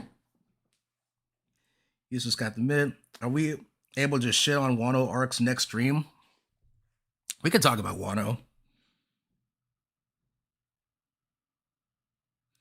Yuji is so lonely, bro. Yuji's just spawned from Image. It's just spawned from Image Comics. Kind of is. He kind of is. I think it really is sad for Yuji's ending, that this is what it's gonna boil down to. He's just gonna be isolated for like ever, essentially.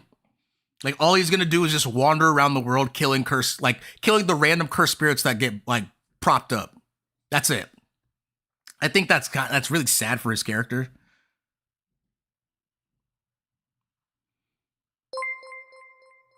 Oh, thank you, Ty. I appreciate it, man. Like I said, guys, if you don't know who he is, you please give Tiberius a sub. This guy is great. He's done good work for me. He's a great artist, and I appreciate him. So like, thank you, Tiberius. I appreciate it, man. Give this guy a sub. And yeah, but no, Yuji's ending is really sad for the story. Like in terms of the Jujutsu Society and all that stuff, I think it's a fine ending. But for Yuji specifically, it fucking sucks. All right, because he's still gonna be alive for the next 300 years. He doesn't even know if his body's gonna like start aging or not, because he's not gonna have cursed energy anymore, or very little of it. It's really, really sad, like that. This is what it boils down to. You know, he's not gonna chill with Nobara until he dies or until she dies. He's not gonna chill with anybody.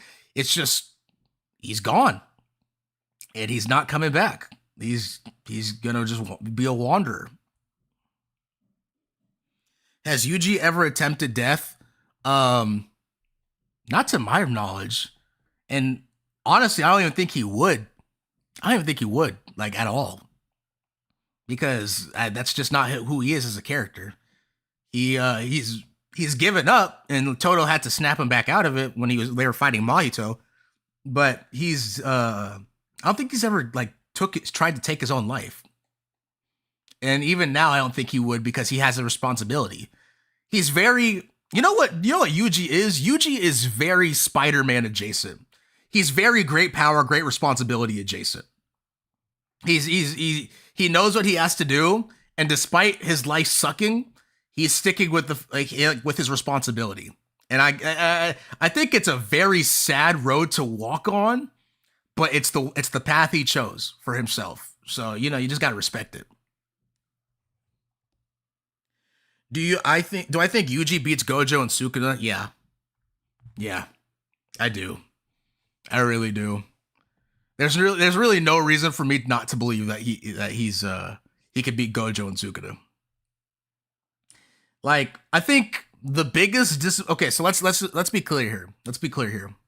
The biggest disappointment above all else, right? Which I don't I will I'll give Gege a little slander for this, right? Because overall I think he did a fine job with Modulo. But one thing that I think is a glaring L, we don't know Yuji's domain. I was so certain we were gonna see Yuji's domain, like his fully fleshed out domain. I was so certain we were gonna see it, and it's looking more and more likely that we are not seeing that shit, unfortunately. So I think that's a huge L because I think everyone and their mama wanted to see what Yuji's like fully formed domain was capable of doing. But that aside, yeah, I think Yuji is dog walking both Gojo and Sukuna. I think there's no reason to believe he wouldn't dog walk either of them. And again, it's the same thing what I was talking about with Shanks and Kaido for One Piece. We already know Shanks and Kaido are two of the strongest people in the story. That doesn't mean there aren't people who can't be stronger than them. And I think if there's anyone who's going to be stronger than those two, it would be Yuji. It would 100% be Yuji. Yuji has a prime body, he has 60 plus years of experience honing all of his skills. And we remember, Jujutsu, I've said it before on a previous stream, Jujutsu Kaisen proper, like the OG Jujutsu Kaisen manga, that was all within the span of a couple months. And then within a couple months of being thrown into Jujutsu Society, Yuji obtained blood manipulation, shrine, simple domain expand, like he has a domain expansion. He has reverse curse technique. All those were unpolished, right? All of that was unpolished. But now we're dealing with a character who he 100% has a fully formed, fully like powerful domain. He has simple domain, RCT. He probably has a reverse technique of those abilities of blood manipulation and of shrine. He probably has a reverse technique for both of those. And then he has the ability to use black flashes at will. That's something not even Gojo or Sukuna could do, right? Neither of them, even at their heights of power, could use black flashes at once. Not at once, at any time they wanted. There's really no reason to believe Yuji wouldn't be stronger than either of those two. Like, that's just a fact. Like, I know a lot of Gojo and Sukuna fans don't like that, but like, really, why would you hold that over Yuji? You're telling me with 60 plus years, all those abilities, and all this time to get stronger, not to mention, he takes on the role of being the strongest. So he understands, or he partially understands what Gojo is going through, right? He understands his role in Jujutsu Society. Why wouldn't he get better? Why wouldn't he get stronger? It makes zero sense to me. A lot of Gojo and Sukuna fans hate the idea that Yuji is currently this strong, and I don't understand it. He's the main character. Of course he was going to get this strong. This is like expecting Goku to not get strong in Dragon Ball. Like, what are you talking about? This is like betting against Naruto in the series Naruto. Like it's dumb. He was always going to get this strong. He has soul damage too. Yeah, exactly. Like, I don't even understand it. Like why hold back Yuji? It's just favoritism at that point. It's agenda. It's agenda. It's people pushing agendas that are dying. It was never going to work out in your favor. If you were betting against Yuji, it's like betting against Luffy. Like, it's like saying Luffy is not going to be top 1 by the end of the story. It's stupid.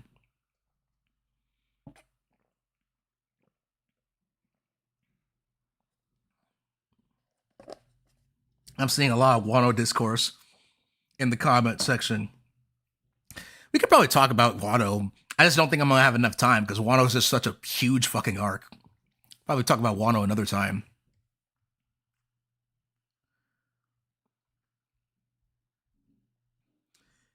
Sukuna sucks. Yuha is better. Yuji sucks too. Ichigo is better. This isn't about how do I even put this. I like Bleach. I think Bleach is fun.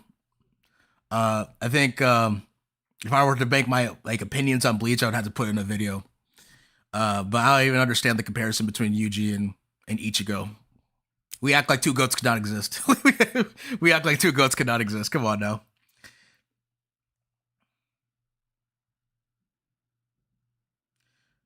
I love seeing people online saying, "Where is Megumi?" Megumi's gone. Megumi is gone, bro. He's gone. Like Yuka is right here. There's why would he be here? He's gone, man. He's gone. At some point he died. I'm like, no. The only people that we know that are currently alive, like 100% we know are alive, is Todo and Nobara. That's it. Todo and Nobara are the only ones we know are alive. Nobara we literally saw, and then Yuji pulled up because Todo said, "Hey man, shit's going down. You need to head over there right now." So that's the only people we know who are 100% alive from their generation. We don't know if we know Yuta and Maki are dead. We know Hikari. We don't know anything about Hikari. All I know is that they made a law for Hikari, like what Hikari did after Gojo versus Sukuna. So we have no idea if Hikari is even alive. The only people we 100% know is Nobara and Todo. I don't really understand. If anything, if Megumi was alive, I would be kind of upset because, like, again, Yuka's right here. That pretty much tells us right here that, like, you know, he's gone. I don't even think that makes sense. We talk about who's talking about Naoya?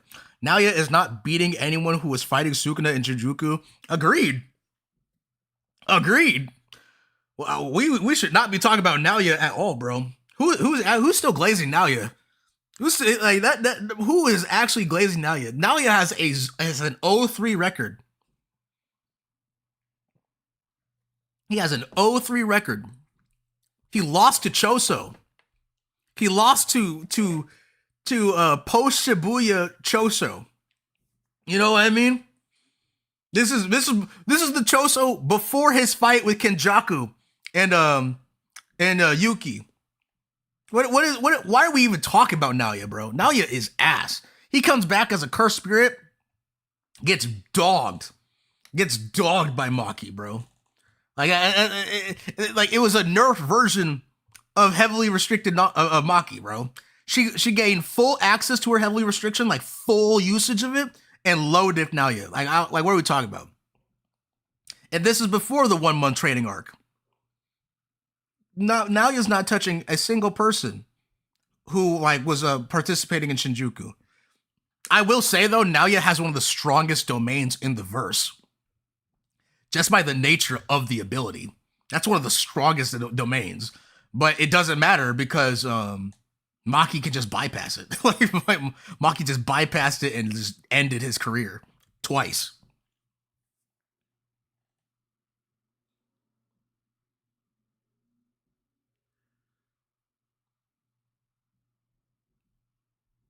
I'm seeing a lot of we're going back and forth with Wano, man.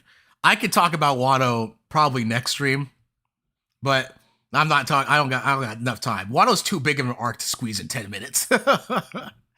like I've said it before on stream though. Wano is a roller coaster. That is the best description of an arc. It has really high highs and really low lows, and it has a bunch of twists and turns. So, like, if you hate Wano, I'm not mad at you. If you love Wano, I'm not mad at you. There are things about Wano I didn't like. There are things about Wano I adored. But that's that. It was a roller coaster of an arc.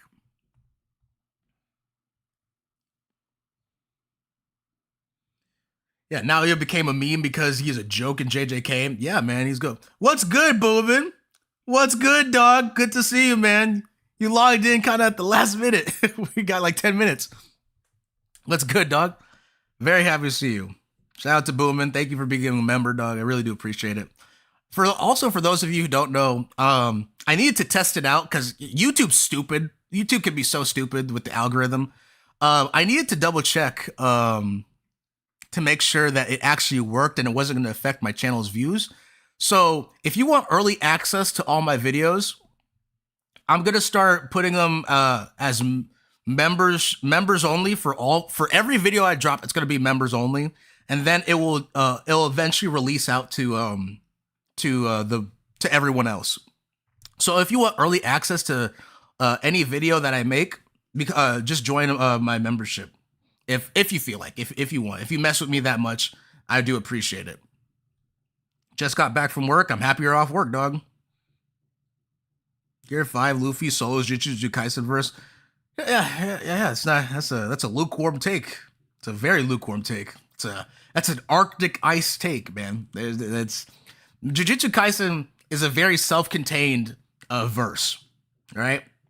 When it comes to scaling it against other verses, it's not really crazy. Like the best way you could scale them is just like the powerful domain abilities. That's what keeps a lot of characters, a lot of verses about discussions relevant. The domain abilities, and then Gojo's Infinity. That's it. That's really it. Not even Sukuna's world cutting slash keeps Jujutsu Kaisen like in big debates, because for one, there's other verses that do the world cutting slash better, like legit better, like Kagurabachi. I don't know if anyone's reading Kagurabachi right now. I just want to use it as an example, just for people to understand. Kagurabachi does the world cutting slash way better than what we've seen from Sukuna.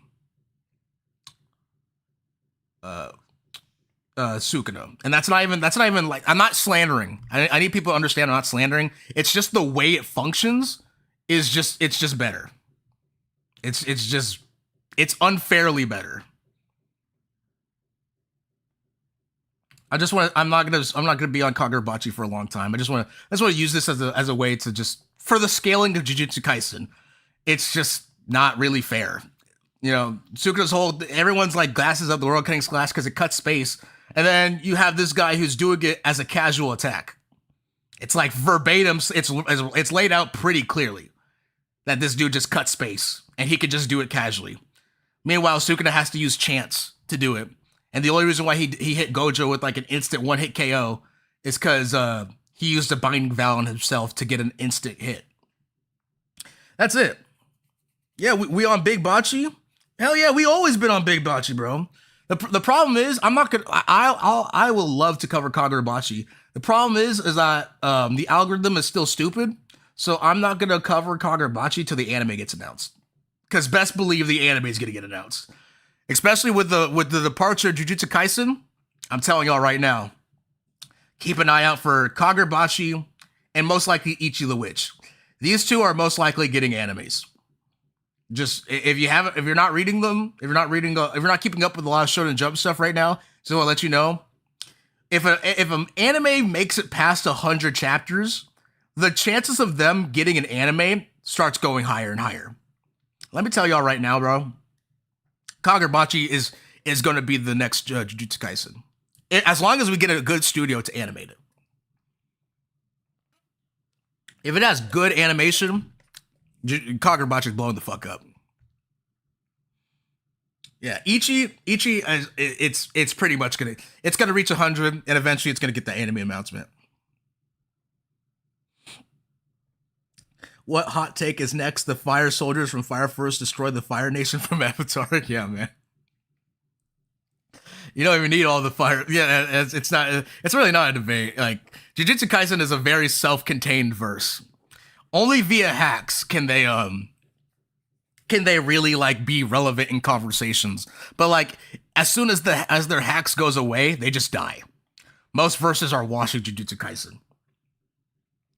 If anything, in March next month, I'm probably gonna make a video where we're gonna talk about that conversation with Jujutsu Kaisen. I'm gonna be very experimental with my videos in March. Still covering One Piece, still covering the absolute stuff for DC.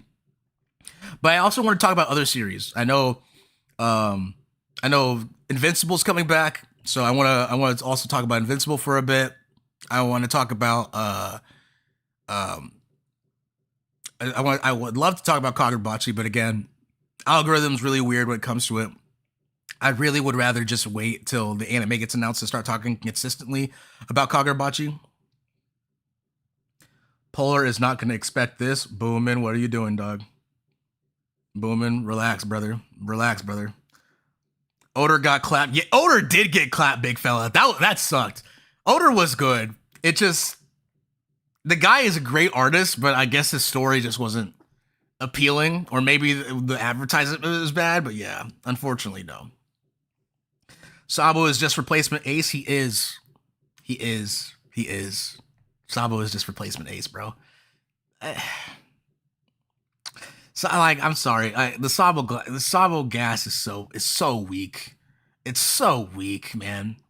I could talk. I could literally talk all day about. If I had the time, I could spend hours just breaking down why Sabo is just all of his agenda's weak. Boomin, you psychotic bastard. Bro, I appreciate it, Boomin. Thank you very much. Thank you, dog. Okay, this dude has been supporting me for ages now, so like I really do appreciate that. Thank you, Boomin. Fuck, man.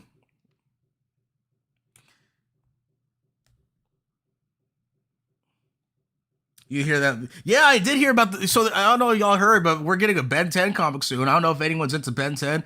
We're gonna get a comic book verse for Ben 10, which I think is really fucking cool.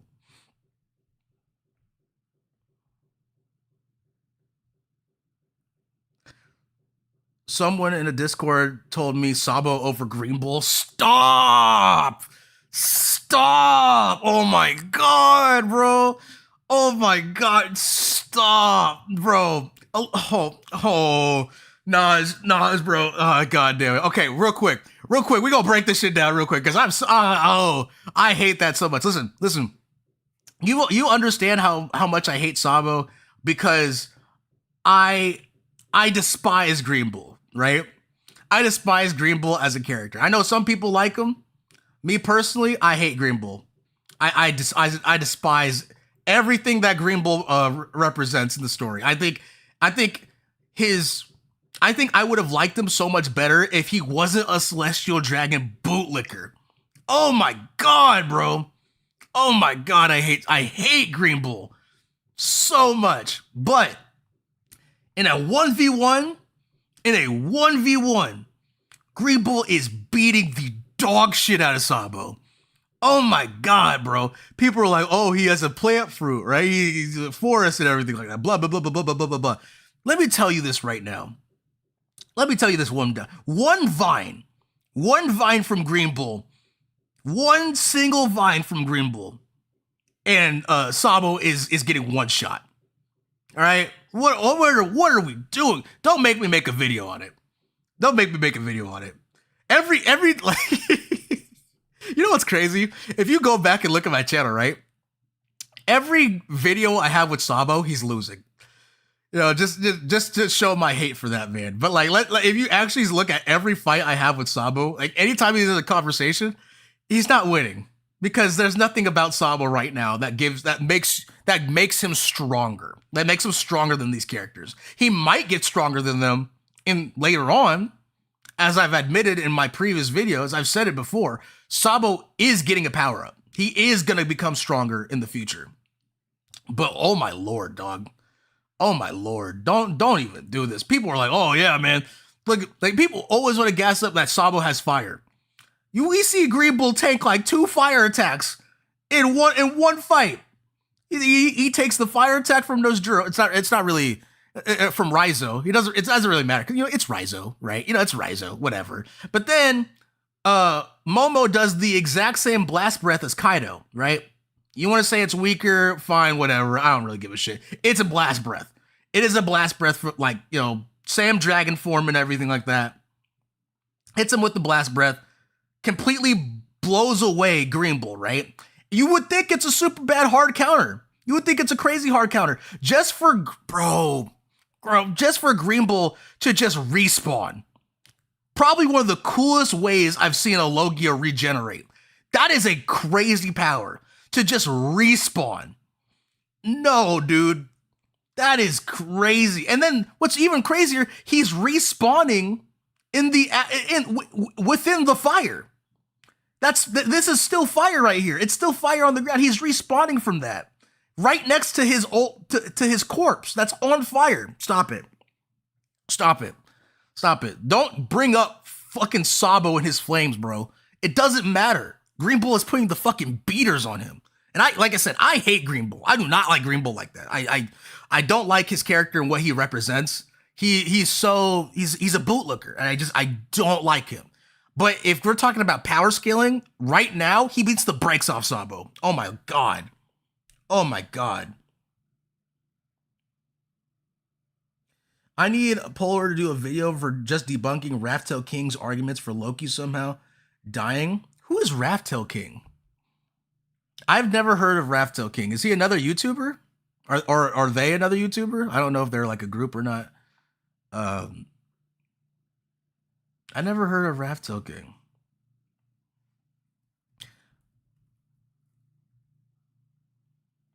Never heard of Raftail King.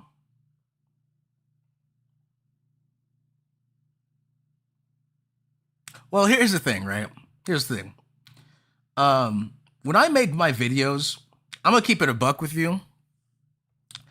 When I make videos, I try not to get into any drama with people. I try not to get into any drama with people. I don't know Raftail King, so we might just have different opinions on certain outlooks, and that's fine because, you know, it's One Piece. It's just life in general. We're gonna have different outlooks on things. So I don't have necessarily any beef with somebody, right? Y'all want to know a little secret? I'll tell you a secret right here. Out of all the videos I've ever made on my channel, there is only one video, a single video, where I did it to drop on someone's head. There is only one video I made out of spite towards somebody. You want to get like before we finish up? Anyone want to guess what that video is? Take a wild guess which video that was. Out of all my videos I made on the channel, I'll give some time. I'll give some time.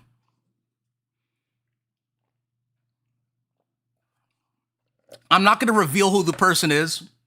They know who they are. They're not in this chat right now. At least I don't think they're in this chat right now. But there's a single individual. I made a video out of spite. Shank Slander video. It wasn't the Shank Slander video. On the Sabo video, it wasn't the Sabo video either.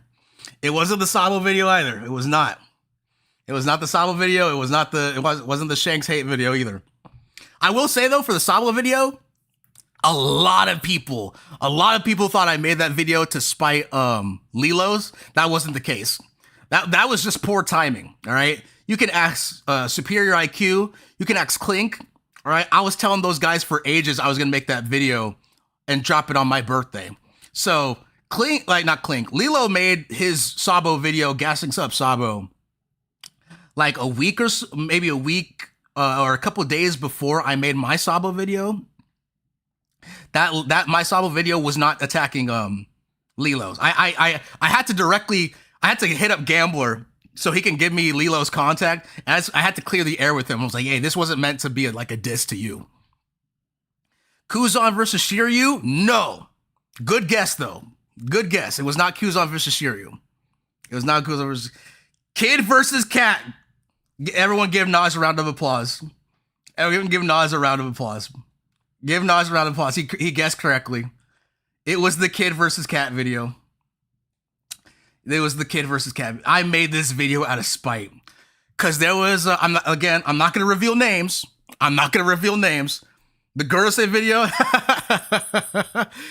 Okay, so technically speaking, Rip is right. But I made that video. Okay, Rip. I didn't make that. I made that video because I genuinely hated the Gurusei. I genuinely don't like the Gurusei agenda. Rip likes the Gurusei. All right, he was repping hard for the Gurusei. So we were joking, but the thing is, Rip is a buddy of mine. Rip is a buddy. So it wasn't made like I made that video, the Gursey video, ages ago, but it wasn't specifically to be mean to Rip. Me and Rip go back and forth. We got a good rapport with each other. We're cool. I made the Kid versus Katakuri video because there was someone in my comment section he was always in my comment section. Always. And this is what I hate with some people, right? It's one thing to push an agenda. It's another thing to just not read the story. It's another thing to just not read the story, right? And I don't know, we were going back and forth, and I was dropping chapter numbers, proving my argument, right? Proving my argument in favor of Kid. And he was just ignorant. He was just like, oh, I don't need to read. He literally said that, by the way. He said he doesn't need to read the story because he knows what happens. So that's the people I hate the most. The people who are willfully ignorant, even though you like cite your sources to them. Hate people like that. So I went and dropped Kid versus Katakuri, and I'm so happy that video ended up doing good. Because that shit fucking blew up on his head. I'm not gonna reveal names. He knows who he is. He knows exactly who he is. All right. He's a smaller YouTuber. I'll say that. He is a smaller YouTuber. He used to have a bigger channel. He was sitting around 3,000, but his original channel got taken down because he was live streaming too many videos and basically just I guess someone eventually someone put a strike on his video and it ended up terminating it. So he's currently grinding his way back. But yeah, I'm not gonna reveal names because I'm not that mean. I'm not gonna be that mean. But yeah, he was always in my comment section, just buzzing around. And anytime I made a poll or a post about Kid and Katakuri or Law and stuff, he would always be like, Katakuri low diffs Kid, Katakuri low diffs Law, Katakuri Glaze, Katakuri Gaze. I was like, yo, shut the fuck up. So then I made that video. So yeah, just out of spite. That's the only, like, if I make an anti, like, you know, if I made my Shanks video because I'm anti Shanks agenda. I made my Gursey video because I'm anti-Gursey, right? Sabo video because I'm anti-Sabo agenda. I made that video because I'm anti that person. Because I didn't like how that person was talking. No, it wasn't Clink. I'm cool with Clink. Clink is cool. All right, so not Cole. No, it's definitely not Cole. No, this guy was a smaller guy. Vastly smaller. Very, very smaller. Am I planning to make a Discord server? I don't know. The problem is with Discord is that I'm not really, I work full time. So like, I'm not even going to be active with it. And so even when I go and I come back from work, I basically get started making videos. I just start grinding away videos. So if I were to make a Discord server, I mean, honestly, like, it's just not really like, I'm not going to be very active with it. And I'm sure if you guys want to like actually interact with me, it's going to be hard for me to do. So that's why I chose to do live streams. Cause then like here we're talking to each other, you know, we're just having conversations. I think it's an easy way. And I mean, like I've seen a lot of regulars. Unlimited Power's a regular. Naj, you're a regular. Capybara, Fatima. Like, I got a lot of regulars here, and I really do appreciate you guys, like, so much. Like, genuinely, like you guys who constantly tune in, you make my day. Like, Big Fellow, you know, obviously booming. And it's just like a lot. You guys know who you are. The guys, everyone who tunes into my live stream, I do appreciate it. And if you tune in after hours too, or after it's uploaded, I appreciate you. Like, genuinely appreciate you. I always forget this dude got a job. Yeah. Yeah, no, I don't. I make YouTube videos because like I want to, because I think it's fun. I think it's a good hobby. I cannot make YouTube. I can't. I'm not at that point where I don't think I'll ever be at that point. Nor am I really trying to. Honestly, if I get to 10,000 subscribers, I feel like I've made it. I feel like I've made it as a YouTuber because I just think that's so it's really fucking cool. But I'm not. I don't know if I'll ever reach them 100,000, 50,000. If I reach even 10,000, I'm blessed. I'm blessed from you guys just for having 7,000. Just for reaching 7,000, I'm blessed. I appreciate you guys. If I get 10, I'm chilling. I'm fine. I'm super happy. Yeah, Polar is too employed for Discord. Man, I mean, yeah, I got bills to pay. I got mouths to feed. You feel me? Like I'm not. I don't got time. I have no kids. I have no kids. I have a wife. That's that. I got bills to pay for. That's it. Yeah. I appreciate that, Boobin. Thank you. Thank you. Shank's hatred captivated me. I won't lie. Hey, man. Sometimes you just gotta speak the truth, man. Sometimes you just gotta speak the truth. It's nothing but glaze for this dude. I'm just tired. If he dies, if Shanks dies in the story, bro, expect the video within a week. I'll take it. I'll take a day off from work just to slander Shanks when he dies. That video will be expedited so fast, bro. I'll call in sick, and you expect the video within like those first 48 hours. I will do it. Yeah, I'm married. It's not a secret. I'm married. Hey, W in the chat for my wife. My wife, y'all fuck with my content so much. My wife is the reason why this channel is even up in the first place.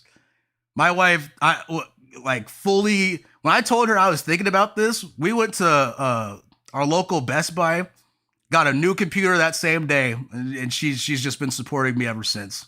She's like, she literally said, we're gonna do this. We're gonna do this right. My wife is literally the reason why y'all are enjoying this channel. Miss Stone. Yeah, no, my wife's awesome. I appreciate her.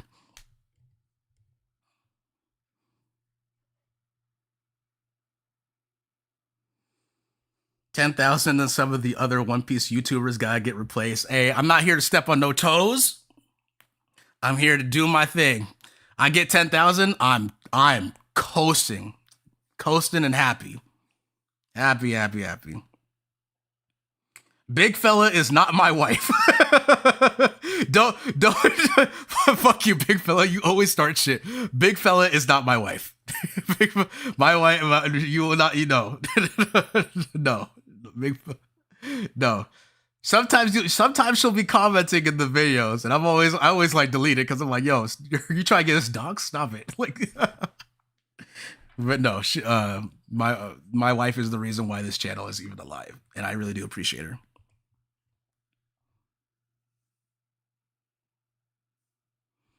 Not gonna lie, I expect like 5 videos straight of nothing but Shank slander. Man, I'm so dedicated to Shank slander. I would drop like a 30-minute like Shanks hate video if he dies. I have that much hate in my heart. That much hate in my heart. I could break it down like step by step about how much I hate Shanks. Like this video, this 5-minute video, it got the point across. But like, I just do not like the Shanks agenda. Hate it. Hate it personally.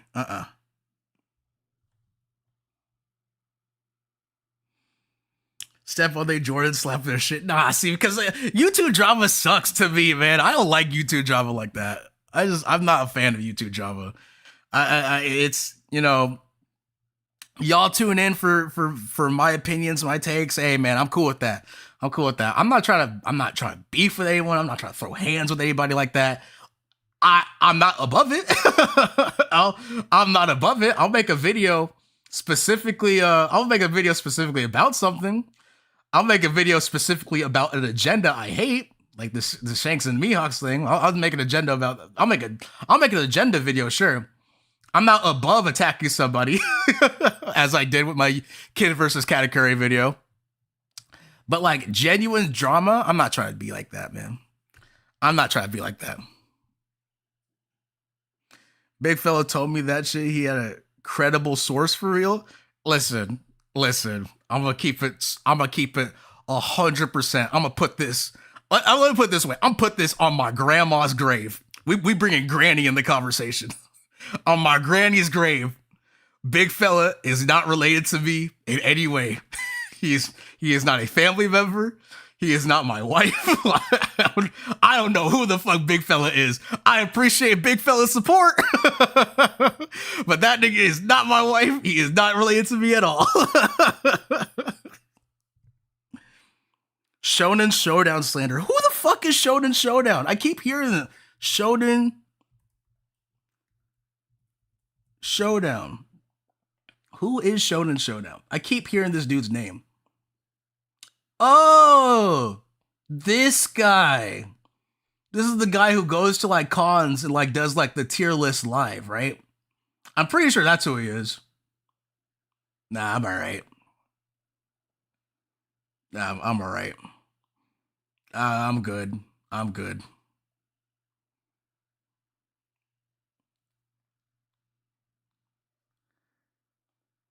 That's just not the shit I'm like into. Like I'm not invested enough. Yeah, I don't know this dude like that. You know what I mean? I'm not invested in this dude. I'm not invested in like if someone calls me out, it's gonna take a lot for me to like really respond. They gotta be really talking crazy on me for me to be like, oh yeah, I need to drop a video or a debunk video or some shit like that. Nah, I'm all right.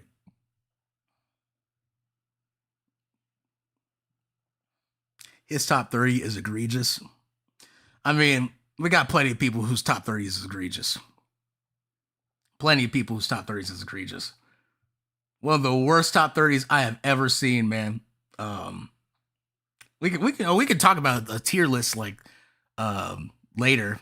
We could do tier list like videos too for the live streams. Big fella is the Sandman of Polar. Nah, don't give Big fella that gas, bro. Sandman be coming in with receipts. Sandman be doxing Oda left, right, and center, man. Sandman is a demon. I love Sandman. that guy is the most stand on business for account ever, bro. He is so funny. He doxes Oda like left and right. That guy is hilarious. Like Sandman might genuinely know who the fuck Oda. Like he might know Oda on a personal level. I love the accounts that say that like Sandman is Oda's wife, and constantly is just undermining Oda every chance he gets. That'd be funny. Believes in narrative scaling for Dragon, yet has Shanks over Mihawk. Yeah, I don't. That's what I mean. I don't really understand that. I don't really understand narrative scaling. Like narrative. Like it's just silly. It's just silly. If you want to say, if you want to base narrative and feats both play significant roles. That's just a fact. But like, if a character, like I said, the whole thing with the Garp and Roger and Mihawk and Shanks example. If a person is constantly being compared to another guy who we know 100% is strong, there's no reason to believe he's not strong. There's no reason to believe he's not strong. Roger himself was just like, Garp almost killed me several times. And people were like, they said Garp was, like, they said Roger was lying. That's the shit I don't understand. Fucking Whitebeard, one of the most badass characters in the verse. A top 10 character Oda has ever crafted, right? A top 5 character, maybe. Like, Whitebeard is a legendary character. Whitebeard is just like, man, them fights between you and Mihawk Shanks, them fights were crazy. Legendary. This is the same dude who clashed with Demon Zebek, and he called those fights legendary. Stop it. I don't understand it, man. I don't understand the like people wanting to downplay for downplaying's sake.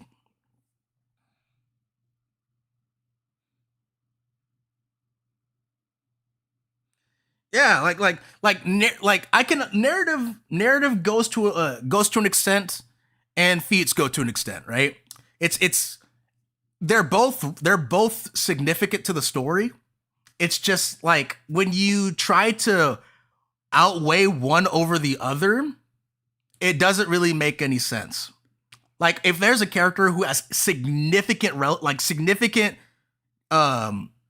like narrative points as to why they're strong, then they're strong. A lot of people there are genuine people out there that think Zoro is going to one-shot Mihawk. There are people who think Zoro is going to one-shot Mihawk. One of the biggest fights that's ever been, like arguably the biggest fight that's ever been hyped up, ever in the entire story. People think that Zoro's gonna one-shot Mihawk. He's gonna like no diff Mihawk. Stop.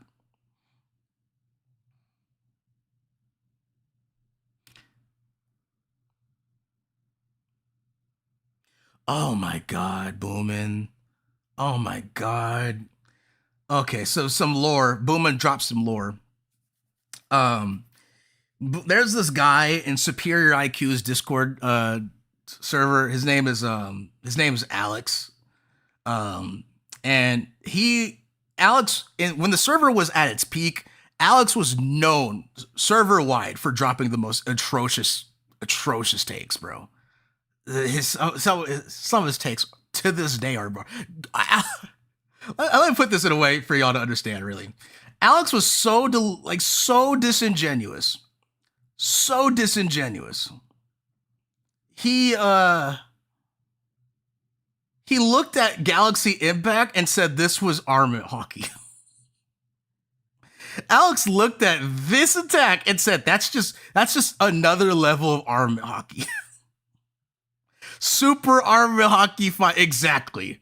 He was serious. He wasn't trying to be funny or anything. He legit believed this was not Conqueror's hockey. This guy to this day makes stupid takes. To this day makes it to the point I just stopped interacting with him because I wasn't trying to get into an argument. He's French, by the way. I mean, I'm sorry. So no shade to France. Some French One Piece fans, they have some atrocious takes, and he's one of them. He's one of them. It's bad. It's bad. It got to a point where we called it Alex Piece. It was always Alex Piece. It's so bad. So bad. But yeah. Okay, so I gave y'all 20 extra minutes. 20 extra minutes of my time. So here's what's going to happen. I'm going to give y'all a quick breakdown for the next couple weeks. I'm moving next week. I'm moving to a new place.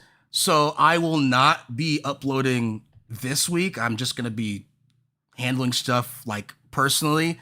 I'm going to be still dropping One Piece, still dropping the Absolute Universe. And I'm going to be dropping more other stuff. Just because I like it, just because I like other things outside of One Piece and DC Comics and stuff like that. So I will probably be dropping. We talked about it a couple streams ago, but I'll be dropping a video on the world building of Naruto. I'll be dropping a Yusuke video because I don't really care what the algorithm says or what the algorithm does. I like Yusuke Urameshi. I'll be dropping. I think I'm gonna try a new series on the channel. I'm gonna drop a full potential series. I think I hope a lot of people are gonna like that. I hope a lot of people are gonna like my full potential series. Essentially, it's gonna be a bunch of characters who we've seen in the One Piece who they're basically irrelevant at this point. They're basically irrelevant, like they're capped. And I'm going to be doing what if they reach their full potential. That's essentially it. And we're the first one, just to give you guys a sneak peek. The first one that we'll be talking about is Kuma. Comes? Oh my god, no. Oh my god, no. No. Oh my god. Diabolical misclick. Diabolical misclick. Oh no. Oh no. But yeah, first one on the list is we're going to talk about Kuma. Because I think, I'm going to save all my main thoughts for the video itself. But I think we need to, if we look at Kuma and everything that he can, I'm not going to try to make up some random shit. We're just going to stay as in line to the story as possible. But if we look at Kuma and everything he can do, son, Kuma is Kuma is a horrifying character. Horrifying character. Horrifying character. If he reached the pinnacle of of what his fruit can do, horrifying. So we're gonna talk about him. I want to talk about Kuma. I want to talk about Magellan, because I also think Magellan is a disgusting character in One Piece. I think Magellan 100% deserves a full potential video. I think Enel deserves a full potential video. See Enel fans? See Enel fans? We can actually talk about your character without gassing him up for being stupid, because Enel's weak as shit, right? But if he reaches his full potential, not his fucking Skypiea scaling, if we're talking about hypothetical full power Prime Enel, he's a very terrifying character. I think there's a bunch of characters in One Piece that deserve full potential videos. So we'll be talking about those. That's something I want to start trying to do on the channel. Yo, or swings like that. I told you, y'all are crazy, man. So One Piece biggest potential men. Exactly, Fatima. Exactly. We're just gonna talk about potential men, because I think that's fun. I think that's actually that's a fun way of just having discourse about characters who are basically irrelevant. Like Enel's irrelevant to the story right now. Kuma is half dead. I don't know if he's gonna get any more relevance, but he's most likely not. He's basically done. Magellan is irrelevant to the story, but like I said, if they reach their full potential, given the capabilities of their fruit, yeah, they might be fucking disgusting, man. They genuinely might be some horrifying characters. But yeah, March is going to be very experimental with the channel, because I want the YouTube algorithm to stop punishing me for not making One Piece videos. I need to start making some stuff that I need to make them for myself. Like it just reaches a point where the algorithm is just really mean if you don't make One Piece content. Verix has had the same situation. Gambler, anytime Gambler doesn't make a One Piece or a Jujutsu Kaisen video, algorithm treats him horribly. I hate that shit so much. I hate it so much. The Vinsmoke siblings, maybe. Yeah, we can talk about the Vinsmoke family. I think we can talk about that. We could talk about Big Mom. And I know what you're thinking, like, how is Big Mom a potential man? Well, first of all, it's Big Mom. It's Big Mom. Big Mom people have been glazing Big Mom forever, but like I think I put it in my channel. Hopefully no one steals the idea. But it is what it is if they do. I'm not gonna make it immediately, but I mean, I made the post already, kind of hinting to that. Like, what if Big Mom's master plan worked out? Like, I think we actually have to have a conversation about that. Like, if Big Mom actually got what you wanted, dog. If everything in Big Mom's life played out, right? If Katakuri got the dragon fruit, and then the marriage between Loki and Lola happened, son, we gotta have some uncomfortable conversations about Big Mama's house. You gotta have some uncomfortable conversations.